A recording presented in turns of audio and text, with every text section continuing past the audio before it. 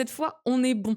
Petite remise en contexte rapide, je vais pas refaire tout ce que j'ai dit, mais avec Mina, en fait, on s'était déjà rencontrés, il y a un petit moment et elle a dit oui pour venir parler après, qu'en gros on ait testé, directement, Koira. Donc ça me fait trop plaisir parce que c'était un jeu que j'avais trop envie de tester depuis un moment et enfin, c'est un jeu que j'avais en tête depuis un moment et que j'avais vu depuis un moment et d'avoir directement Mina qui peut en parler, ça fait trop plaisir, quoi. Donc merci encore Mina, d'être là, ça régale franchement. Mais avec plaisir, Il y a c'est trop Iwis cool. qui dit: «Trop belle». Elle aurait été encore plus belle si elle avait pas été floutée à cause de mon paramétrage. Donc du coup, on a préparé, une petite presse avec Mina, histoire qu'on structure un peu ça, mais vous pouvez, littéralement poser les questions que vous voulez au fur et à mesure. Je vais essayer de regarder le chat en même temps que Mina raconte, comme ça elle est pas perturbée, par ça. Let's go les 1000 Mina! C'est pour toi Yes. Mina, on a passé les C'est bon? Oh let's ouais. go, trop bien, GG, Mais voilà, du c'est coup, trop bien. petite présentation pour structurer ça. Mais en vrai, hésitez vraiment pas à poser des questions. On peut dévier, il y a aucun problème. Et même moi, je pense que je vais faire pas mal dévier parce que j'ai des questions au fur et à mesure. Et toi, Mina, si tu as des trucs qui te viennent en tête, franchement, hésite pas non plus. Ouais, carrément. On est là pour papoter. Tant que t'es pas fatigué, c'est bon. Bah, c'est plus toi qui dois être fatigué après 4 heures, En vrai, 4 heures et demie franchement, de ça live va. là. En vrai, franchement, ça va. Le jeu était cool et tout, et j'aime trop avec les petites musiques et tout ça, donc ça m'a pas, Ouais, tu sais, il y a des jeux qui sont fatigants et tout. Franchement, là, ouais, en vrai, ça m'a tenu en haleine jusqu'à la fin, donc c'est cool. j'ai vu ça, mais tant mieux. Est-ce que, vas-y, si tu veux peut-être te présenter, genre de manière, Ouais, carrément. vas-y.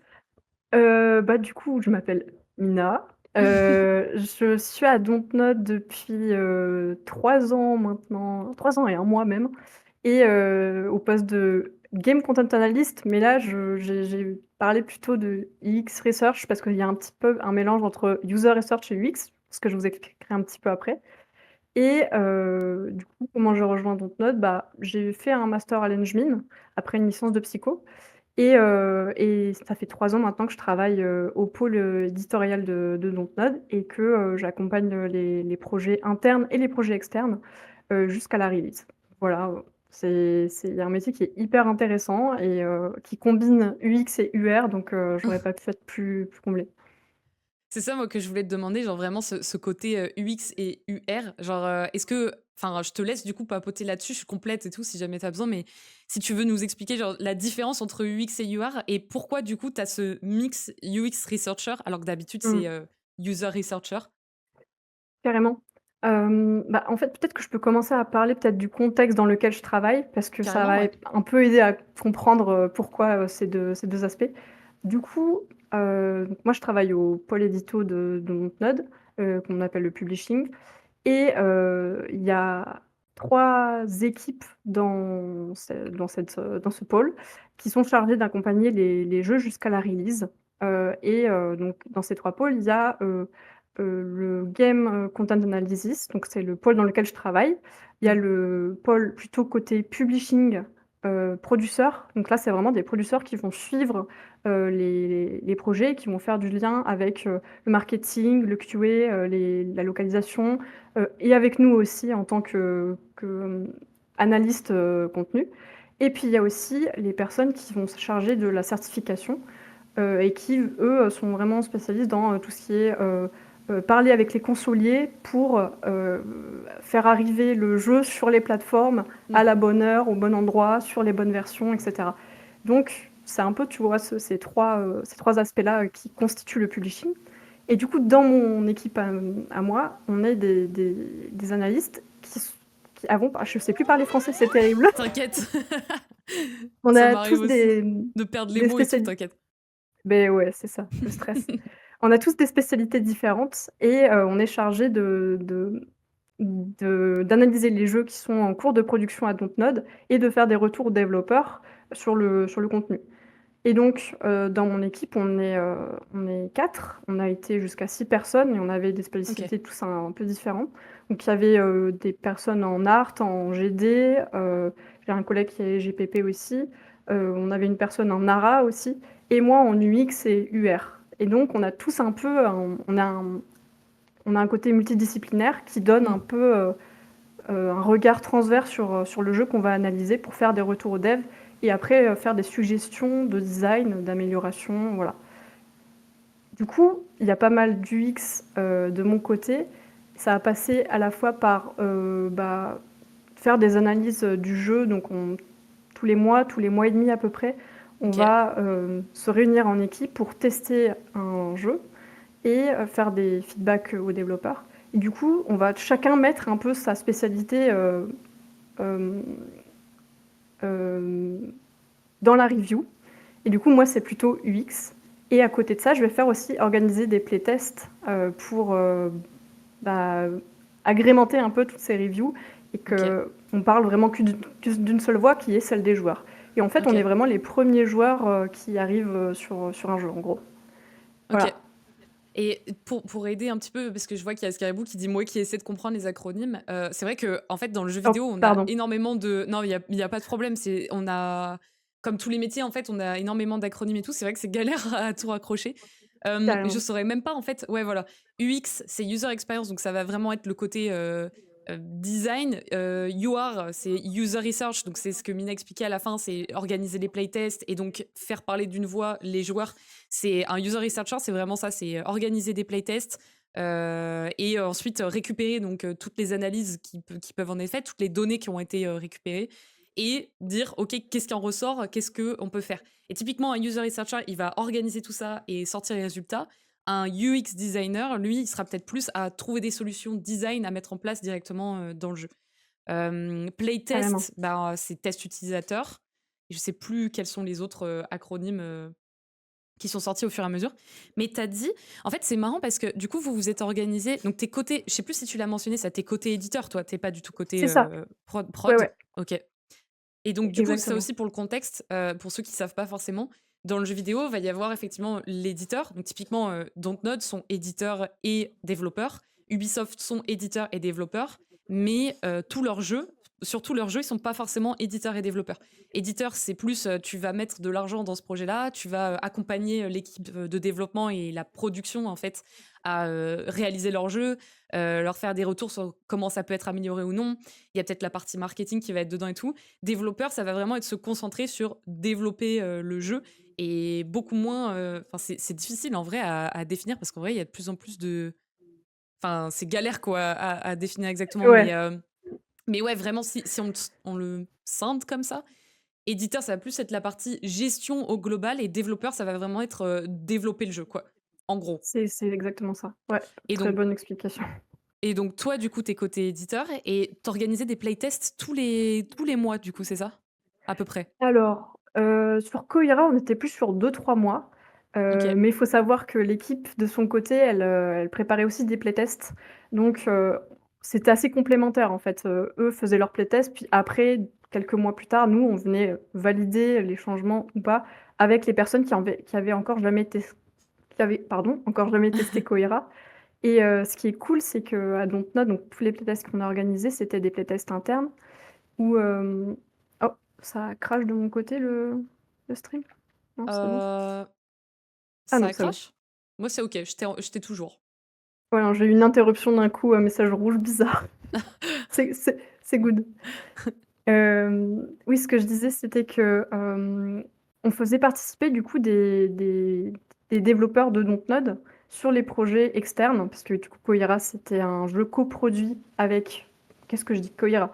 C'était un jeu coproduit avec Tolima, qui est Ouais. un petit studio belge. Et du coup, ce qui est trop cool, c'est qu'avec les studios externes, les personnes qui travaillent à Dontnod n'ont jamais vu les jeux. Donc c'était aussi l'occasion de leur faire tester et de les tenir un peu au courant de comment le jeu avançait. Et voilà. Ok. C'est à peu près tous les 2 3 mois. Ouais, parce que ça, c'est vrai, c'est un truc dont on a moins, ou dont on n'a pas forcément parlé et qui est moins connu en fait du grand public, mais c'est que dans les studios de jeux vidéo, tout le monde ne travaille pas sur toutes les productions. C'est-à-dire que C'est tu peux, ça. t'es une équipe qui va bosser sur Koira, bah, même si Dontnod par exemple fait Jusant en même temps, toi, probablement, tu sais absolument rien de ce qui se passe sur Jusant, quoi. C'est Enfin, exactement ça, ouais, ouais. toi, pour le coup, tu savais du coup ou pas? Parce qu'en étant côté éditeur et en étant équipe Game Analyse, Yes. ouais, tu savais. Ouais, ouais, du coup, ce qui est trop bien, c'est qu'on avait vraiment une vision d'ensemble sur tous les projets et bah, on pouvait vraiment suivre les équipes, une par une, à différents moments dans l'année et avoir cette vision d'ensemble sur tous les jeux. Donc c'est super chouette, on s'ennuyait pas, en fait, on faisait vraiment des trucs, chaque semaine était très différente de la précédente et c'était super stimulant. Mm. Et du coup, attends, j'avais une autre question, j'étais en train d'essayer de pas l'oublier et je viens littéralement de l'oublier. Si, genre, du coup, tu disais effectivement, donc il y a mix UX et user researcher, mais au final, ton nom dans les crédits, c'est, mince, c'est game analyst, c'est ça? Ouais, c'est ça. Bah, c'est mon Et titre en fait, le titre du poste, mais je trouvais que c'était peut-être plus simple pour des personnes qui ont, jamais entendu parler de ce métier, de parler de user research ou d'UX research parce que c'est un mmh peu un mélange des 2. OK. Ouais, c'est ce côté hyper flou en vrai des jeux. Moi, je sais que genre quand, j'étais chez Asobo, en fait, vu que je faisais mi de l'UX design, mi du game design, mon nom de poste au final, c'était expérience designer. Sauf que tu dis: Ouais. «Mais personne ne sait exactement ce que ça veut dire». Expérience designer, ça veut tout et Ouais. rien dire, quoi. Et parce que en fait, au final, je faisais du design, mais que je travaillais avec toutes les équipes différentes, aussi bien sur le son qu'avec les devs, qu'avec la UI et tout ça, il y a des noms, enfin, genre, c'est surtout dans le domaine de l'UX et de la UR, c'est assez, Ah flou mais en totalement. réalité. Mmh. Ouais, ouais, c'est pour ça que, ouais, comme tu le dis, il y a vraiment des noms de postes qui sont des fois très difficiles à comprendre, alors que Mmh. ça pourrait se résumer très simplement ou ça pourrait être un nom qui est déjà utilisé, donc ouais. Ouais. Et je crois qu'on se bat un peu tous pour que ça soit de plus en plus clair et qu'on soit sûr de ce qu'on fait parce que sinon on se retrouve à faire des métiers licornes, où on touche à tout et Exactement. Ouais, ouais. je vais mettre juste sur cette slide et te faire repoper. Hop là, c'est bon, tu es repopé là. Oui, parce qu'en fait, j'ai vu qu'il y avait quelqu'un qui avait dit, Scaribou qui a dit: «Oh, c'est les éditeurs de Juzant». Effectivement, voilà, Dontnod, je Yes. pour les personnes qui savent pas forcément, parce que c'est vrai, on sait pas toujours les noms des éditeurs, des développeurs et tout ça. Mais c'est un studio français, qui développe et qui édite, donc Life is Strange, Juzant, Tell Me Why. J'ai découvert ça, récemment parce que j'avais un pote, moi, qui avait Yes. bossé dessus, mais j'en avais pas entendu parler et donc voilà. Heu, de Remember Me aussi? Oui, OK. tout à fait et Bloom and Rage, plus récemment là, qui est sorti il y a un mois, ouais, 1 mois et demi. Attends, mais en fait, il y a plein de jeux qui sortent au fur et à mesure, côté, Dontnod. Enfin, j'ai l'impression qu'il y en Ouais. a 3 tonnes, Ouais, parce en fait, quand je suis arrivée en 2022, on avait, bah, 8 lignes de prod, Mmh. donc bah, en fait, tous les jeux sont en train de sortir les uns après les autres, Ouais, là, cette année ou l'année précédente et donc oui, forcément, ça donne l'impression qu'il y en a qu'il beaucoup y en a qui plein. qui arrivent à la suite, quoi. Et toi, en vrai, c'est ça que j'allais dire aussi, c'est que de ton côté, l'avantage par rapport à, j'essaie de comparer pour que les gens se situent un peu, les différents métiers, tu vois? Mais, comparé à moi qui était en UX design chez Asobo et qui bossait que sur Flight Sim, toi, c'est trop cool parce qu'en fait, t'as vu un panel de jeux, enfin, t'as vu plein de jeux différents, donc c'est jamais le même projet. T'arrives tous les jours et il y a Ouais. potentiellement une prod différente. C'est cool ça. Mais c'est trop bien parce qu'à la fois, tu as vraiment une culture d'équipe différente, des Mmh. manières de travailler qui étaient pas tout le temps les mêmes. Bon, globalement, on avait quand même les mêmes outils, mais il y avait des petites subtilités ou des façons de communiquer avec les équipes qui étaient différentes et puis de voir, en fait, les changements, des jeux au fur et à mesure. Je trouve que c'est super gratifiant, de suivre les projets, d'accompagner les équipes et ouais. Donc Ah, non, on clairement. avait vraiment pas le temps de s'ennuyer. Ah mais ça c'est cool, hein. Parce que moi je sais que pour le coup travailler sur un même projet pendant, 3 ans, au bout d'un moment Ouais. tu es en mode, ça devient de l'itération, tu sais, à balles sur les mêmes écrans, tu les vois revenir 50 fois et tu es en mode: «J'en peux plus!» Mais ouais, clairement. Bah, Il y c'est a ça que je connais pardon, je t'ai Non, vas-y, interrompu. vas-y. Bah, c'est ce côté-là que j'aime bien pour le coup, c'est qu'on a quand même un certain recul, qui est vachement appréciable pour, bah, justement faire des analyses des jeux. Après, mine de rien, on a quand même vu beaucoup, beaucoup d'itérations et donc au bout d'un moment, même Mmh. si on a du recul, on est quand même vachement biaisé et il faut qu'on s'en remette à des playtests au final, sinon, bah, on est dans la même situation que les devs, quoi. Ouais, clairement. Il y a, Lady Azura qui dit: «Le jour où on parlera plus de UX égale UI, dans le jeu vidéo, ce sera une victoire», très clairement. Moi, je sais qu'il y en a plein des fois qui disent, qui le voient en mode, «Tu UX donc tu fais de la UI aussi» et tu en mode: «Non», enfin et voire des fois, je suis même mal de devoir dire aux gens que moi, je suis juste UX et que tout ce qui va toucher à de l'illustration, à du graphisme, à, de la direction artistique et tout, enfin, tu vois, je ne sais pas faire mais parce qu'aujourd'hui, tout le monde se dit UX, UI mais la plupart et même, genre quand quelqu'un se dit UX alors qu'il est user researcher, tu vois que en fait, c'est un peu essayer de tout englober pour dire: «Je peux tout faire». Parce que ce métier en fait est tellement mal compris dans le jeu vidéo, vraiment trop mal compris, quoi. Clairement. Hem, J'essaie de rattraper les messages un peu parce que c'est une industrie où il faut être touche à tout. On peut pas être spécialisé dans un domaine plus ou moins technique. Si, je pense que justement le problème, j'arrive pas à dire ton pseudo, les abscons? Le problème, de nous en UX, en UR et tout ça, c'est que je pense qu'on nous demande beaucoup de toucher à tout parce que c'est peu compris. Peut-être si tu es spécialisé user research, moins. Mais si tu commences à être game analyst, tu vois, le terme est large, UX designer, c'est là où on te demande d'être un peu plus large. Après, on te demande pas non plus de toucher à tout, mais on en parlera après. Tu peux avoir des espèces de petites guéguerres entre UX designer et game designer qui ont pas envie qu'un UX vienne trop lui dire comment faire certaines choses ou des trucs comme ça, quoi. Je crois que Mina, t'es là ou pas? Ah oui, Je suis toujours j'ai eu là. peur, j'ai cru que ça avait planté. Non, je Je sais pas lisais le si chat. je sais pas si tu veux rajouter un truc là-dessus ou même répondre à une autre question. Si t'en vois, franchement, hésite pas à me couper et à répondre, hein. Ça marche. Oui. Pour le moment, je rattrape là, tous les messages que j'ai loupés. Tu vu, c'est le FOMO. C'est genre, t'as envie de remonter dans tout le chat et de Ouais, regarder absolument tout. grave. Mais ouais, voilà, souvent les posts UX UI, c'est des posts UI quand on lit les fiches de poste. Et moi, j'ai même vu récemment là, des portfolios de personnes qui disaient qu'elles étaient UX UI, mais qui, dans le CV, disaient moi, j'ai trop envie de faire de la UR. Et en fait, tu dis, c'est ouf parce que c'est tellement peu compris que les gens, ils en mettent des tonnes, tu vois, en mode je fais pour attirer sur le côté UX UI. Et au final, font pas forcément ça, quoi. Je suis en UX, on m'a fait ouvrir After Effects. Ah ouais, bon, bah, il y a un Ah problème là, ouais. effectivement. Je voulais aller sur la petite slide d'après, parce que du coup, tu as commencé, hop, à... Je vais mettre directement la dernière pour pas changer tout le temps et pour pas que tu disparaisses toutes les 2 secondes. Tu es là. Yes. Parce que tu as commencé à parler de ton parcours. Oui.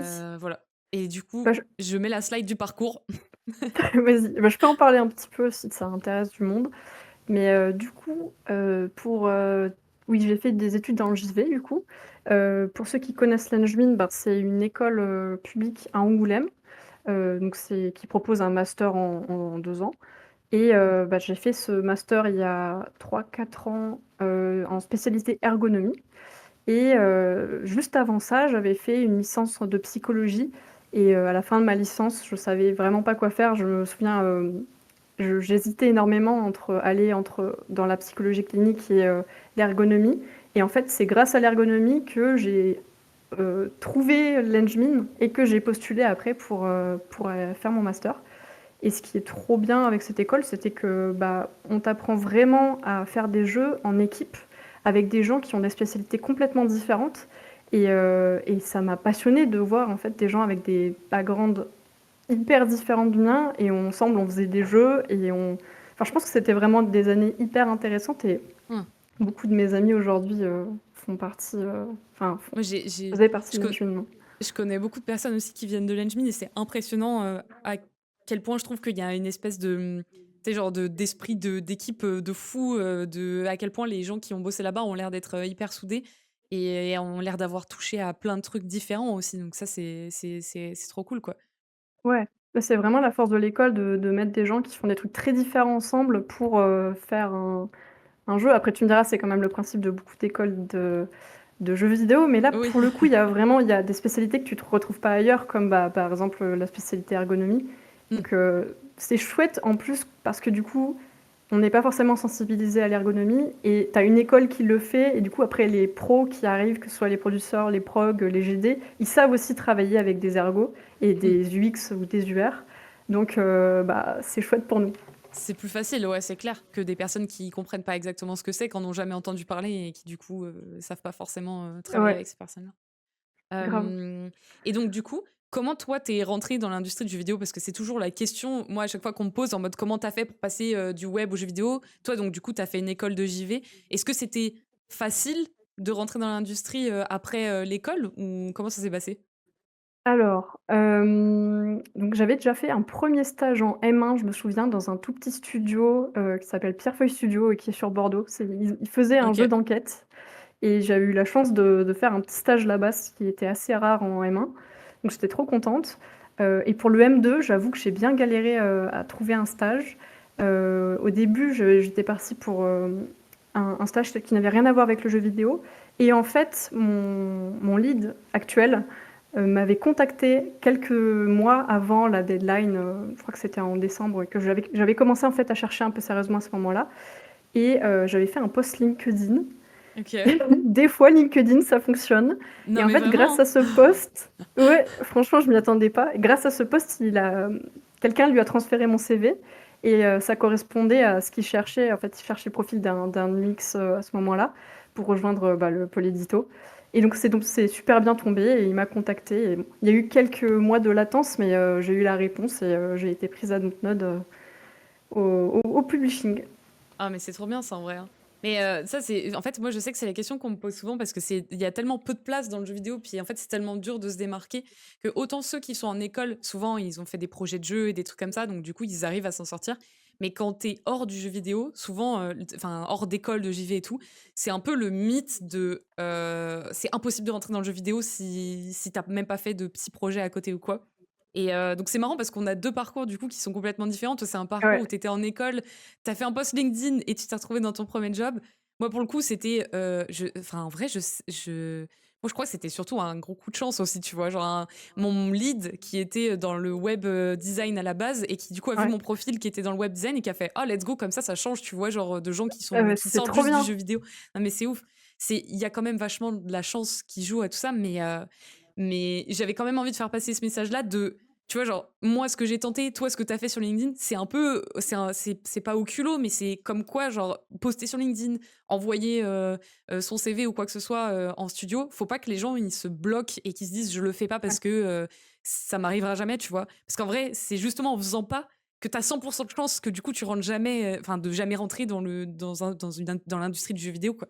Donc, Mais c'est ça. Ouais, il faut tenter et ouais, je pense que ce qui est le enfin, je vais pas donner de conseils non plus parce que je suis pas spécialiste là-dedans, mais je pense qu'un conseil qui serait super, ce serait vraiment de parler avec des pros du jeu vidéo, ouais, vraiment. d'essayer de comprendre, d'essayer de pas se faire des contacts, mais vraiment être sincère dans sa démarche et juste d'essayer de discuter et de comprendre un peu comment ça fonctionne Ouais. et il y a vraiment moyen de rentrer Surtout qu'il y comme a ça, je pense. plein d'associations qui organisent des choses, enfin, il y a des salons. C'est vrai que tout n'est pas Ouais, accessible si t'es pas forcément en école ou si t'es pas dans l'industrie déjà, mais il y a des choses qui sont organisées à droite, des salons. En fait, le milieu du jeu vidéo est tout petit.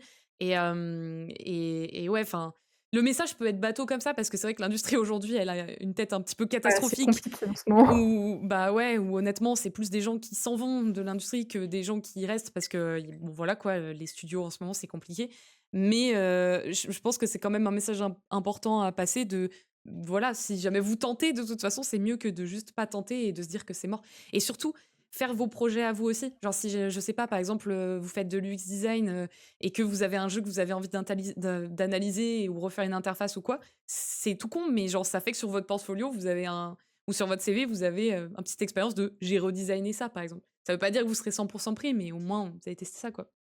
La licence alternance, ça a l'air chaud pour trouver des contrats quand même. Ah, alors, est-ce que c'était en M2, toi, du coup, t'avais un contrat alternance à trouver ou c'était un stage, Mina? Non, de mon côté, c'était, en master donc c'était juste un stage de 6 mois, Ok.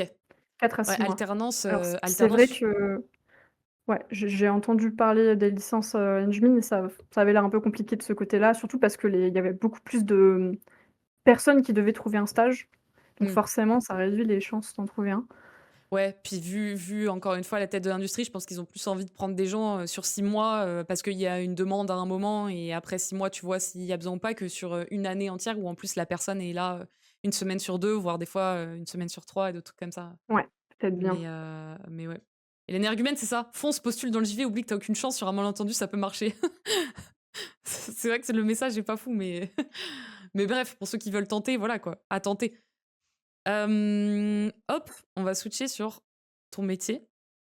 Yes. Heu, Est-ce que tu veux nous parler un petit peu plus, du coup, de ce que tu faisais concrètement, alors pour, Koira, par exemple, comme ça fait un exemple, concret? Carrément. Alors du coup pour Koira, donc faut savoir que dans mon équipe, on était chacun, référent d'un ou 2 projets à Dontnod et pour le coup, bah, Koira, c'était mon projet, et on était en duo avec une, publishing producer donc j'essaie de rendre ça clair parce que c'est vrai que c'est toujours pas très, très compréhensible. En gros, c'était vraiment la personne qui se chargeait de faire le lien entre les développeurs et tout ce que je disais avant, donc le marketing, le QA, le planning aussi, faire en sorte que le jeu sorte bien dans les temps, que, le contenu du jeu soit bien aligné, à la période de développement, là où on en est, et donc moi, c'était mon rôle de travailler, avec elle et d'être en contact avec les devs. Hem Et du coup, ce qu'on faisait, c'est que, il y avait un process qui s'appelait les process de jalons ou de milestones. Désolée pour le vocabulaire un peu, le JV, c'est vraiment, Ouais, c'est un enfer. c'est que des Mais anglicismes, c'est chiant pour expliquer du coup. J'espère que milestone, ce en vrai, sera clair. faut vraiment le voir. Mais c'est vraiment ça, genre comme les bornes du Uno, tu vois. Moi, je voyais comme ça. Ouais, ouais, grave. C'est, C'est ça, t'as c'est des littéralement étapes, quoi. ouais, c'est ça. T'as tes étapes. C'est en fait dans le JV, c'est vraiment ça. C'est un checkpoint, quoi, où on va te dire à cette étape-là, il faut que t'aies tout ça du jeu. À cette étape-là, il faut que maintenant que t'aies ça. Et où il y a des checks hyper réguliers. Et en gros, c'est les grosses deadlines. Désolée pour l'anglicisme, mais c'est les grosses deadlines à respecter en fait dans le jeu vidéo. On ne parle que par les milestones. Et si t'as aucune milestone, c'est qu'il y a un problème parce que ça veut dire que ton projet est pas assez bien Mmh, découpé, quoi. c'est ça. Et donc du coup, bah, nous, on intervenait pendant les milestones, hem, pour faire une petite évaluation du jeu. Donc on avait 10 jours pour faire, une analyse du jeu. Donc le dev nous envoyait, des documents. Ça pouvait être, des musiques du jeu, ça pouvait être, bah, une build, un GDD, des trucs comme ça. Bon, pour le coup, sur Koira, c'était vraiment plus, soit une build, soit, des storyboards que le directeur créatif faisait. En fait, il aimait énormément, illustrer son jeu et la façon dont il voulait, transcrire ses intentions par Mm. des storyboards et du coup, c'était trop intéressant parce qu'on arrivait vraiment à se projeter dans la Ouais. façon dont il voulait que le jeu soit, même si c'était du design papier et donc nous, on était chargés de pardon, vas-y. Non, je voulais juste compléter sur quand tu dis, t'as dit build, donc une build, parce que je vois Ah qu'il y en a, oui, ils disent faudrait un lexique, t'inquiète. Mais je suis une désolée. build, ça va être, Oui, par exemple, en vrai, c'est vrai que moi, je me posais la question aussi, j'étais en mode pourquoi on dit pas juste le jeu, tu vois? Et parce qu'en fait, ouais, une c'est build, ça vrai. va vraiment être, Ouais, t'as ton code, en fait, t'as le jeu, mais qui est pas terminé. Donc quand tu dis envoie-moi une build, c'est envoie-moi le code que t'as à un instant T, qui est relativement bien travaillé et qui est stable, pour qu'on puisse tester ça. GDD, ça va être la Game Design Documentation. Et en vrai, ça varie d'un studio à l'autre. Mais ça va vraiment être toute une documentation, si vous voulez, une présentation des game designers pour dire voilà à quoi le jeu va ressembler, quels vont être ouais, les c'est ça. objectifs, qui on cible. C'est vraiment le tout premier doc en fait qu'on fait quand on imagine un jeu. Et je crois que c'est tout. Je me rappelle plus les autres mots. Ouais. Si Merci jamais d'être tu me ma vois faire ça, traductrice. je complète. Vas-y. Je vais essayer d'utiliser des mots simples parce que c'est vrai qu'on a tellement l'habitude de les utiliser que ça rentre dans la tête. Mm. Mais du coup, oui, nous, notre but, c'était de prendre tous ces documents et ce jeu, d'y jouer, de lire et cetera et de faire après des retours, sur la base de nos spécialités et bah, de mon côté, c'est mon rôle aussi de coordonner un peu les retours avec, les autres personnes analystes de mon équipe et de les envoyer au dev et de discuter avec lui sur, bah, qu'est-ce qu'il en pense? Est-ce qu'il est d'accord avec, nos retours? Est-ce qu'il a envie d'améliorer les choses d'une certaine manière? Sachant que nous, quand on fait des évaluations comme ça, on essaie toujours de mettre des suggestions d'amélioration, de tourner design, pour illustrer ce qu'on veut dire. Mais aussi, on peut mettre des références des jeux, des vidéos de nos parties. Ça peut être aussi accompagné des résultats de playtest. Tout ça pour vraiment faire un peu un 360 du jeu à un état et bah, que le jeu après essaie de progresser dans ce sens-là. Et après, du coup, on discute avec les développeurs pour, s'entendre un peu sur la façon dont le jeu va évoluer. Mm. Et du coup, Voilà. là-dessus, est-ce que justement, donc, quand tu parlais des milestones, donc des deadlines, donc je suppose que vous vous synchronisez avec les développeurs pour se dire à cette date-là, il faut qu'il y ait ça. Vous, vous Ouais. recevez, vous analysez. Est-ce que vous vous mettiez d'accord en amont sur concrètement ce qui devait être testé à ces étapes-là? Ou est-ce que c'était vous, quand vous receviez le jeu, c'était en mode, OK, on fait un audit de littéralement tout le jeu et on vous fait des retours de manière globale sur absolument tout? Bah, du coup, là, ce que tu décris là, la façon d'échelonner les choses à tester, c'était vraiment le boulot de ma publishing producer Emily, qui, elle, avait fait une sorte d'Excel où elle expliquait à quel moment, on devait avoir tel contenu de jeu et on avait en gros donc un planning de production général et sur les 3-4 mois, on savait à peu près ce qu'on devait tester à chaque étape et le développeur aussi, lui, était au courant de ce qu'ils avaient. Comme ça, on s'entend sur un contenu à tester pour pas que ce soit la surprise le jour J. Parce que si on teste des trucs que le développeur a pas du tout, enfin, avait pas prévu de modifier, Ouais, bah là, c'est un peu contre-productif des 2 ouais. côtés et on va juste se faire envoyer chier, quoi et ce serait normal. Ce serait normal. Donc OK, Donc donc du coup, voilà, vous étiez bien d'accord en amont de qu'est-ce qui était à regarder ou non? Parce qu'effectivement, ça, c'est un truc qui peut ouais. faire peur à certains, développeurs et tout, de se dire, en fait, et j'avais entendu ça dans une des vidéos, interviews que JDG avait fait où, je sais plus, je crois que, c'était Seb qui avait dit un truc en mode: «Mais en fait, les utilisateurs, on s'en fout de leur retour». Parce qu'il y a un des devs, enfin un des designers disait: «Oui, bon, des fois, on va te faire un retour sur, par exemple, l'histoire que tu racontes, mais on voulait pas tester ça, donc on s'en fout». Sauf qu'effectivement, normalement, si c'est bien fait, c'est prévu en amont de qu'est-ce que tu vas tester. Et donc, si C'est l'histoire, on ça, s'en fout, normalement, il n'y a pas de questions sur l'histoire et on n'oriente pas là-dessus. Et les analyses ne remontent même pas ce genre de retour. C'est pas ce qu'on veut regarder. Mais, c'est ça. et du coup, tu parlais de justement derrière de dire bon bah voilà, on envoie nos retours aux développeurs et tout ça, et on voit comment le jeu évolue. Est-ce que tu peux nous parler un peu plus de comment ça se passe justement ce côté évolution? Est-ce que ça change tout le temps, genre en fonction de vos retours, et derrière c'est mis en place directement dans la milestone d'après? Est-ce que c'est un truc qui est recalé plus tard en fonction des priorités Mmh. qui ont déjà été mises en place? Ou est-ce que des fois c'est complètement mis de côté parce que les devs vont se dire il n'y a pas besoin quoi?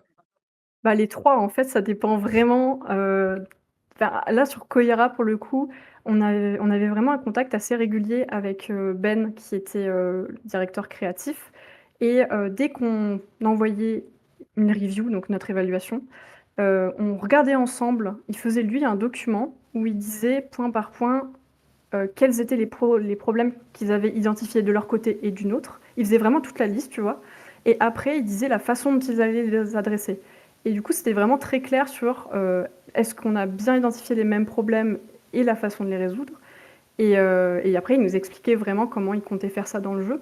Donc il y avait Ok, vraiment un échange qui était super bien et bah, ils nous faisaient assez confiance pour, nous demander des retours là-dessus et ok, donc pour le coup, c'est vrai que c'était très, dans l'échange et c'était super bien. c'est Il y a c'est trop aussi cool des ça. fois où c'était pas le moment de faire des feedbacks. Il nous a dit: «Bon, mais ça, ce truc, on va le travailler à ce moment-là, donc n'y touchez pas et on Ok. regardera dans 2 mois quand ce sera fini».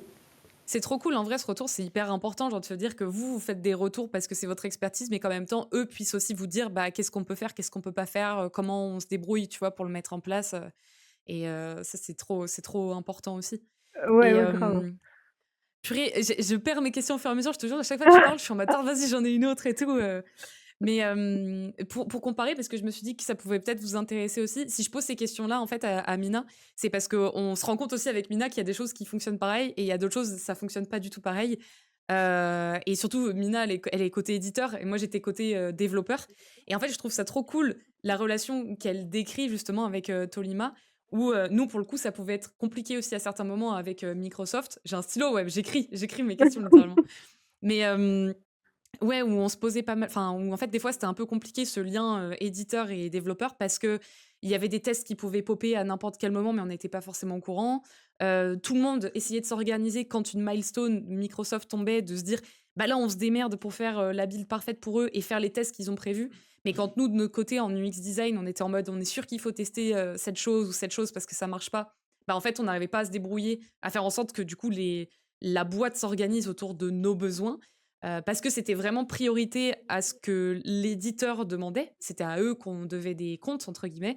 Quand en interne, bah, c'était un peu galère de dire, bah, il y a le pôle UX qui est en train de vous demander ça, ou ils sont en mode, bah, ah, on a d'autres priorités, quoi. Donc c'est vraiment un fonctionnement qui diffère en fonction Mmh. des équipes avec lesquelles tu travailles, de la manière dont le studio est organisé, de si tu éditeur, développeur. Et c'est trop intéressant de voir tout ça parce qu'il y a des choses qui se ressemblent et d'autres fois pas du tout. Et vraiment, ça pour le coup, même JDG, il en parlait, les liens avec les éditeurs, ça varie complètement d'un éditeur à un autre. Et c'est primordial la communication. Enfin, c'est tout con, mais ouais, communiquer, échanger, savoir ce qui se passe pas, ce qui se passe bien, moins bien, c'est primordial, Ouais. quoi. Et là, je pense que Et ça pardon. mais non, Tu non, avais une question en t'inquiète. tête? Non, c'est bon, je l'ai, je vais la noter. OK. Vas-y, vas-y. Oui, ce que je Hem, voulais ajouter, mince, j'ai oublié. Oui, je pense que ça a très bien fonctionné aussi parce que c'était une toute petite équipe et mmh, du coup, c'était beaucoup plus simple, discuter avec eux. Hem Et puis aussi parce que c'était une équipe externe, et que la relation n'était pas pareille, avec certaines équipes en interne. ouais. Donc en vrai, c'était un peu la relation idéale, qu'on a pu avoir sur Koira et j'ai trouvé ça chouette. Et c'est ça que je vais te demander, comment ça s'est passé en fait avec enfin je sais pas si toi tu sais avec, Tolima genre, parce qu'en plus ils sont en Belgique et tout, ils sont venus, ils appréciaient Dontnod et ils ont fait: «Let's go, on veut faire ce jeu avec vous» ou c'est vous qui êtes allés les chercher? Je sais pas Alors si en tu sais? fait ouais, si, si, donc en fait, à la base, Ben, il travaillait tout seul sur le projet avec son musicien, Reginald Noé, j'espère que j'écorche pas son nom. Et ils ont travaillé sur le jeu pendant plusieurs mois tous les 2, qu'ils ont présenté à une sorte de salon du jeu vidéo en Belgique où en fait c'est un salon où tous les mois, les développeurs, se montrent leurs jeux Mmh. mutuellement et une fois par an, ils invitent des investisseurs, des éditeurs, des trucs comme ça, pour assister aux présentations, des développeurs et en fait, il y avait Dontnod dans la salle à ce moment-là et Tolima présentait son jeu et je crois que c'était mon directeur à l'époque qui, est allé voir, Ben directement pour lui dire: bah, ton jeu, il me plaît Let's go. bien, est-ce qu'on fait quelque chose ensemble? Et Trop voilà, bien. c'est parti comme ça. Et c'était combien de personnes du coup chez Tolima?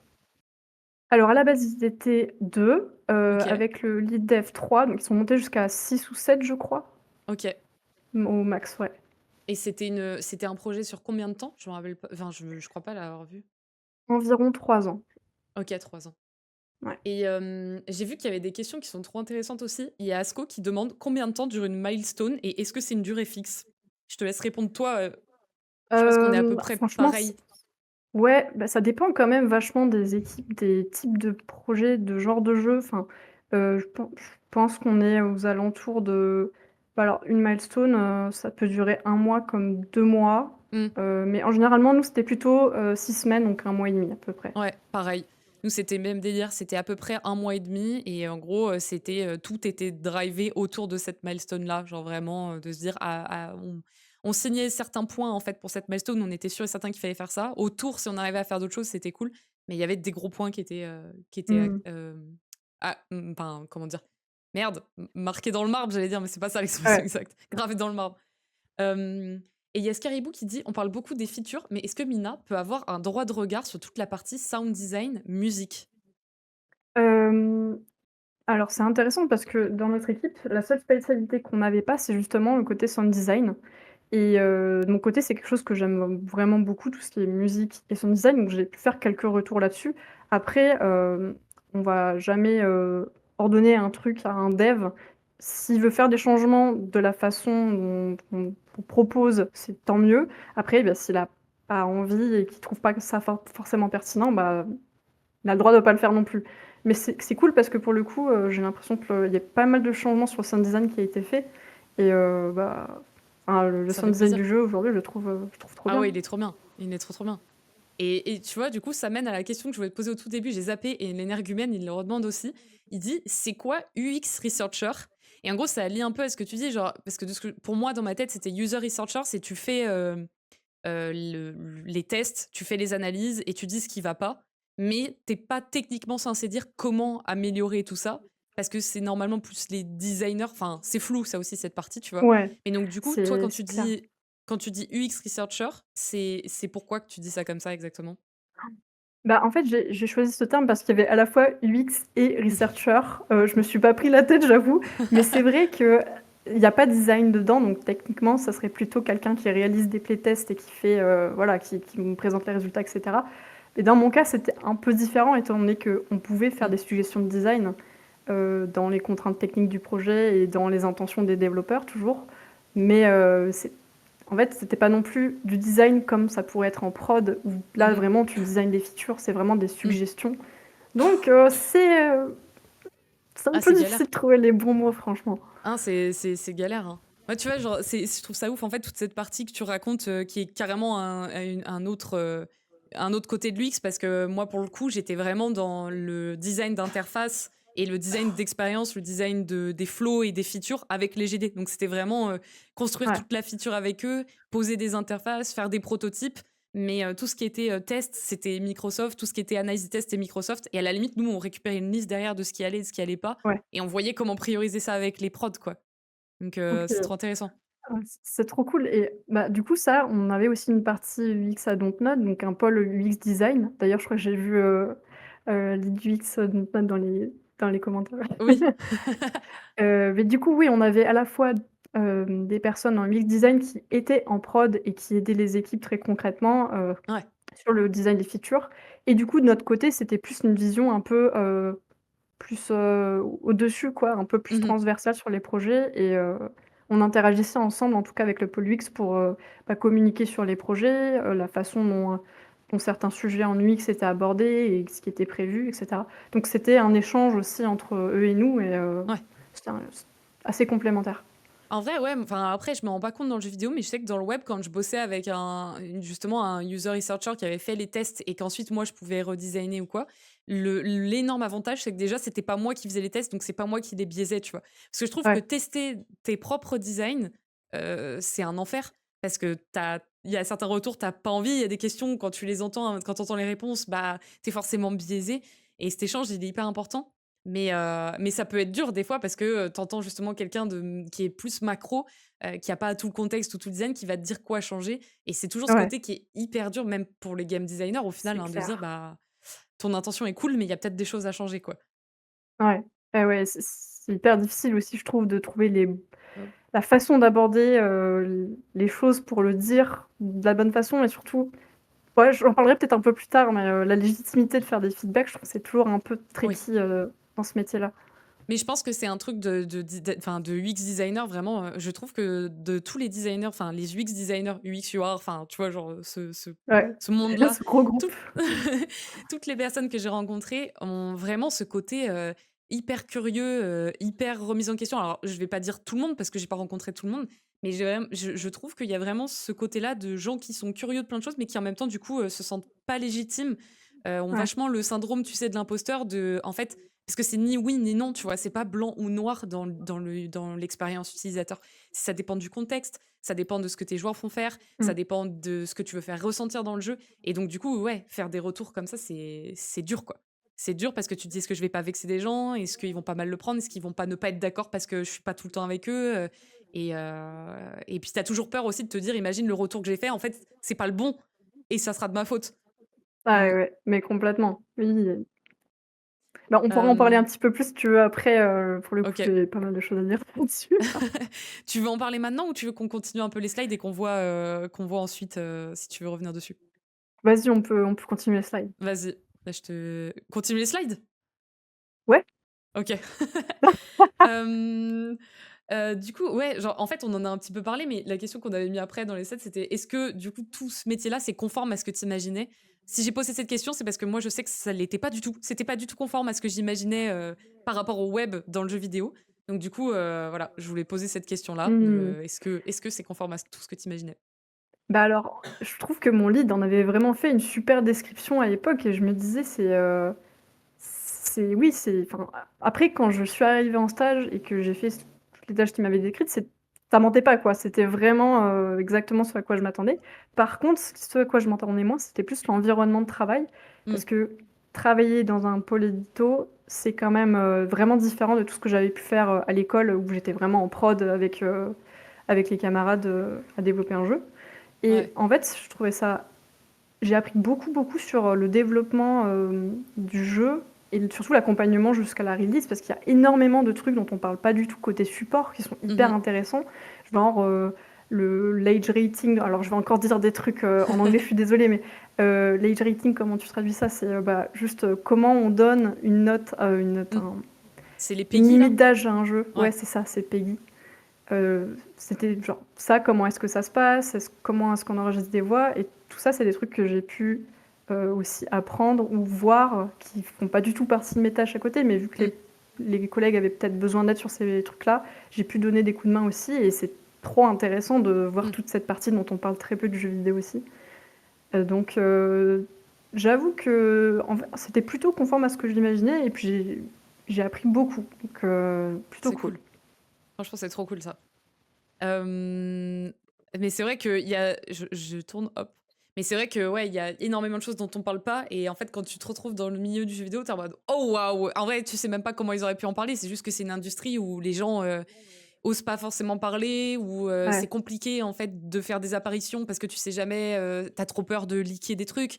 Le studio a peur aussi de faire venir, n'importe quelle personne. Souvent, c'est des événements précis qui passent par le studio d'abord et le studio voit qui il envoie. Donc du coup, ouais. tu Ah as oui. vraiment une vision, bah, comment dire? Je dirais plus des personnes «haut placées» entre guillemets, et moins, dev, genre, moins, Clairement, plus profond, quoi. Tu ouais, vas ouais. avoir le marketing, tu vas avoir, ouais, la direction, enfin du design, mais tu auras rarement, un développeur, genre un QA testeur, un programmeur, ou même un UX, designer, quoi, donc ouais. C'est clair. C'est pour ça que ce genre d'interview que tu fais avec des devs, je trouve que c'est trop bien pour apprendre un peu comment ça se passe à l'intérieur. Et d'ailleurs, c'est ce que je voulais dire parce que en fait, moi, j'avais envie d'organiser ça parce qu'on en avait parlé, dans un live, atelier, mais en vrai, il y a aussi, So Games, qui est une asso, qui organise ça sur, sa chaîne Twitch, qui fait venir différentes personnes et tout. Il y a Women in Games, je crois, qui fait ça sur sa chaîne Twitch aussi. C'est une fois par mois. Après, j'avoue que niveau communication, je pense que c'est galère, en fait. Faut vachement suivre et faut être sur les Discord et tout ça pour le voir.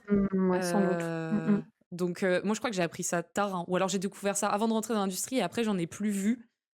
Et Pareil. c'est un format qui fait peut-être un peu plus peur parce que tu te dis: «Ah, c'est organisé par une asso du jeu vidéo», et donc tu te dis: «Ce sera peut-être pas pour Ouais, moi». c'est ça, c'est plus niche, c'est plus déjà pour les développeurs et c'est dommage, Mmh. ouais. Alors qu'il y a plein de trucs à dire. Mais d'ailleurs, par rapport à tout ça, moi, c'est pour ça que je voulais poser cette question, parce que ça, c'est des trucs, je sais, qui reviennent pas forcément, mais c'est important. Qu'est-ce que tu préfères le plus dans ton métier, du coup? Genre, c'est quoi que t'aimes le plus faire? Parce que Les tu touches à plein playtests. de trucs.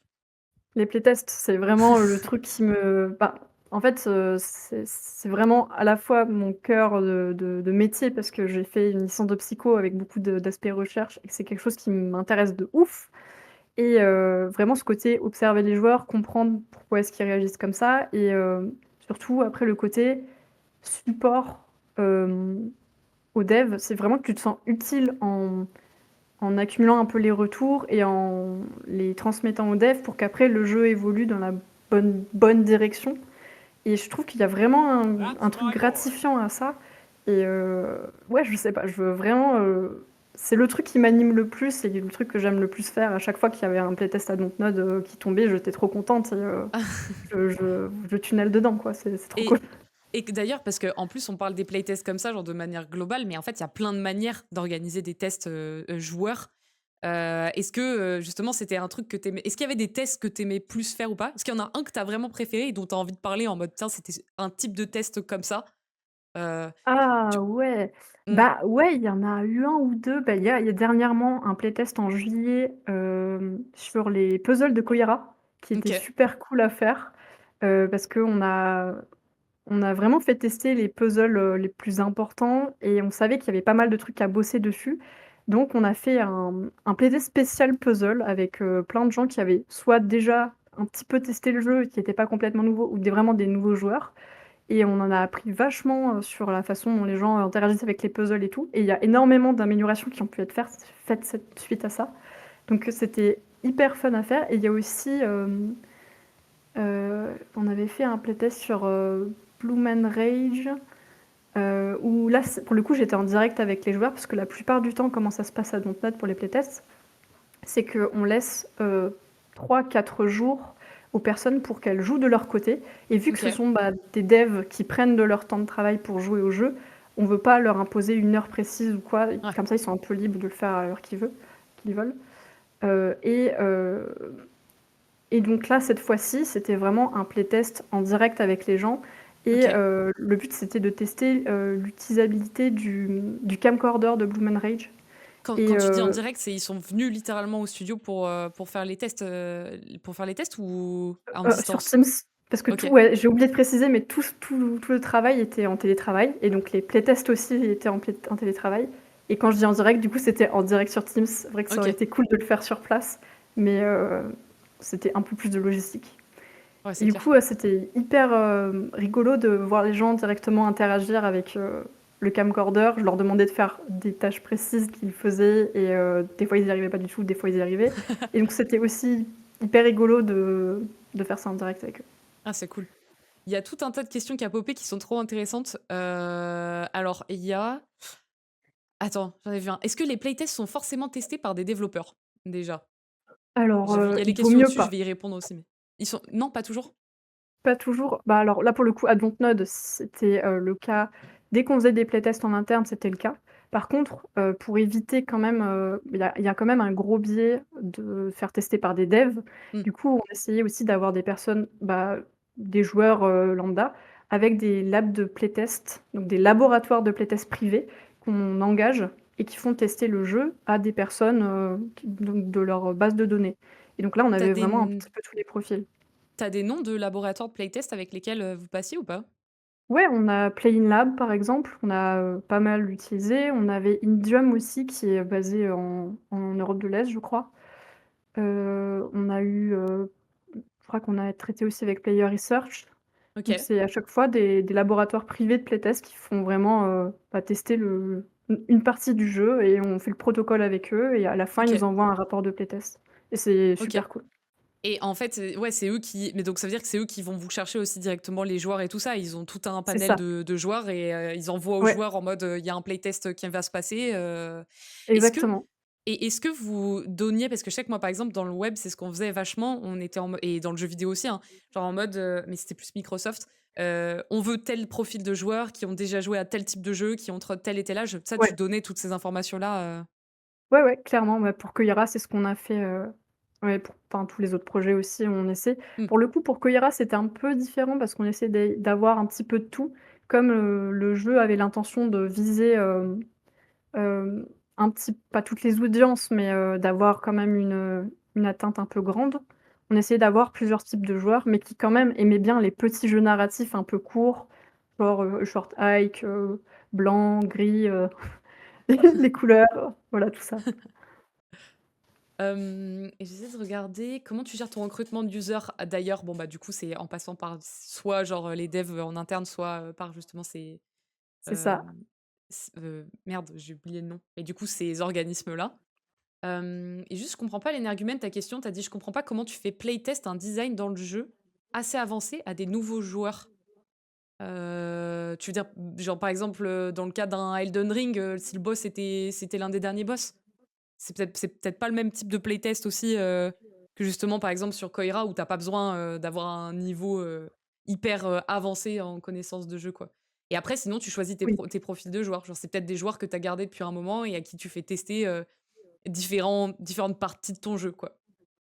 Heu, donc des testeurs de jeux vidéo dans une boîte faite pour ça? C'est ça? Je suis pas sûre d'avoir compris. Heu, Testeur de JV. Tu pas non, t'es pas testeur de JV dans une boîte, hein. C'est genre des ouais, devs, ouais. tu vois, typiquement, si Mina, elle travaillait alors les UX, ils vont pas tester, mais si Mina, enfin, tu prenais qui comme développeur? Parce que ça peut être n'importe quel dev qui a pas trop bossé sur le jeu, en fait.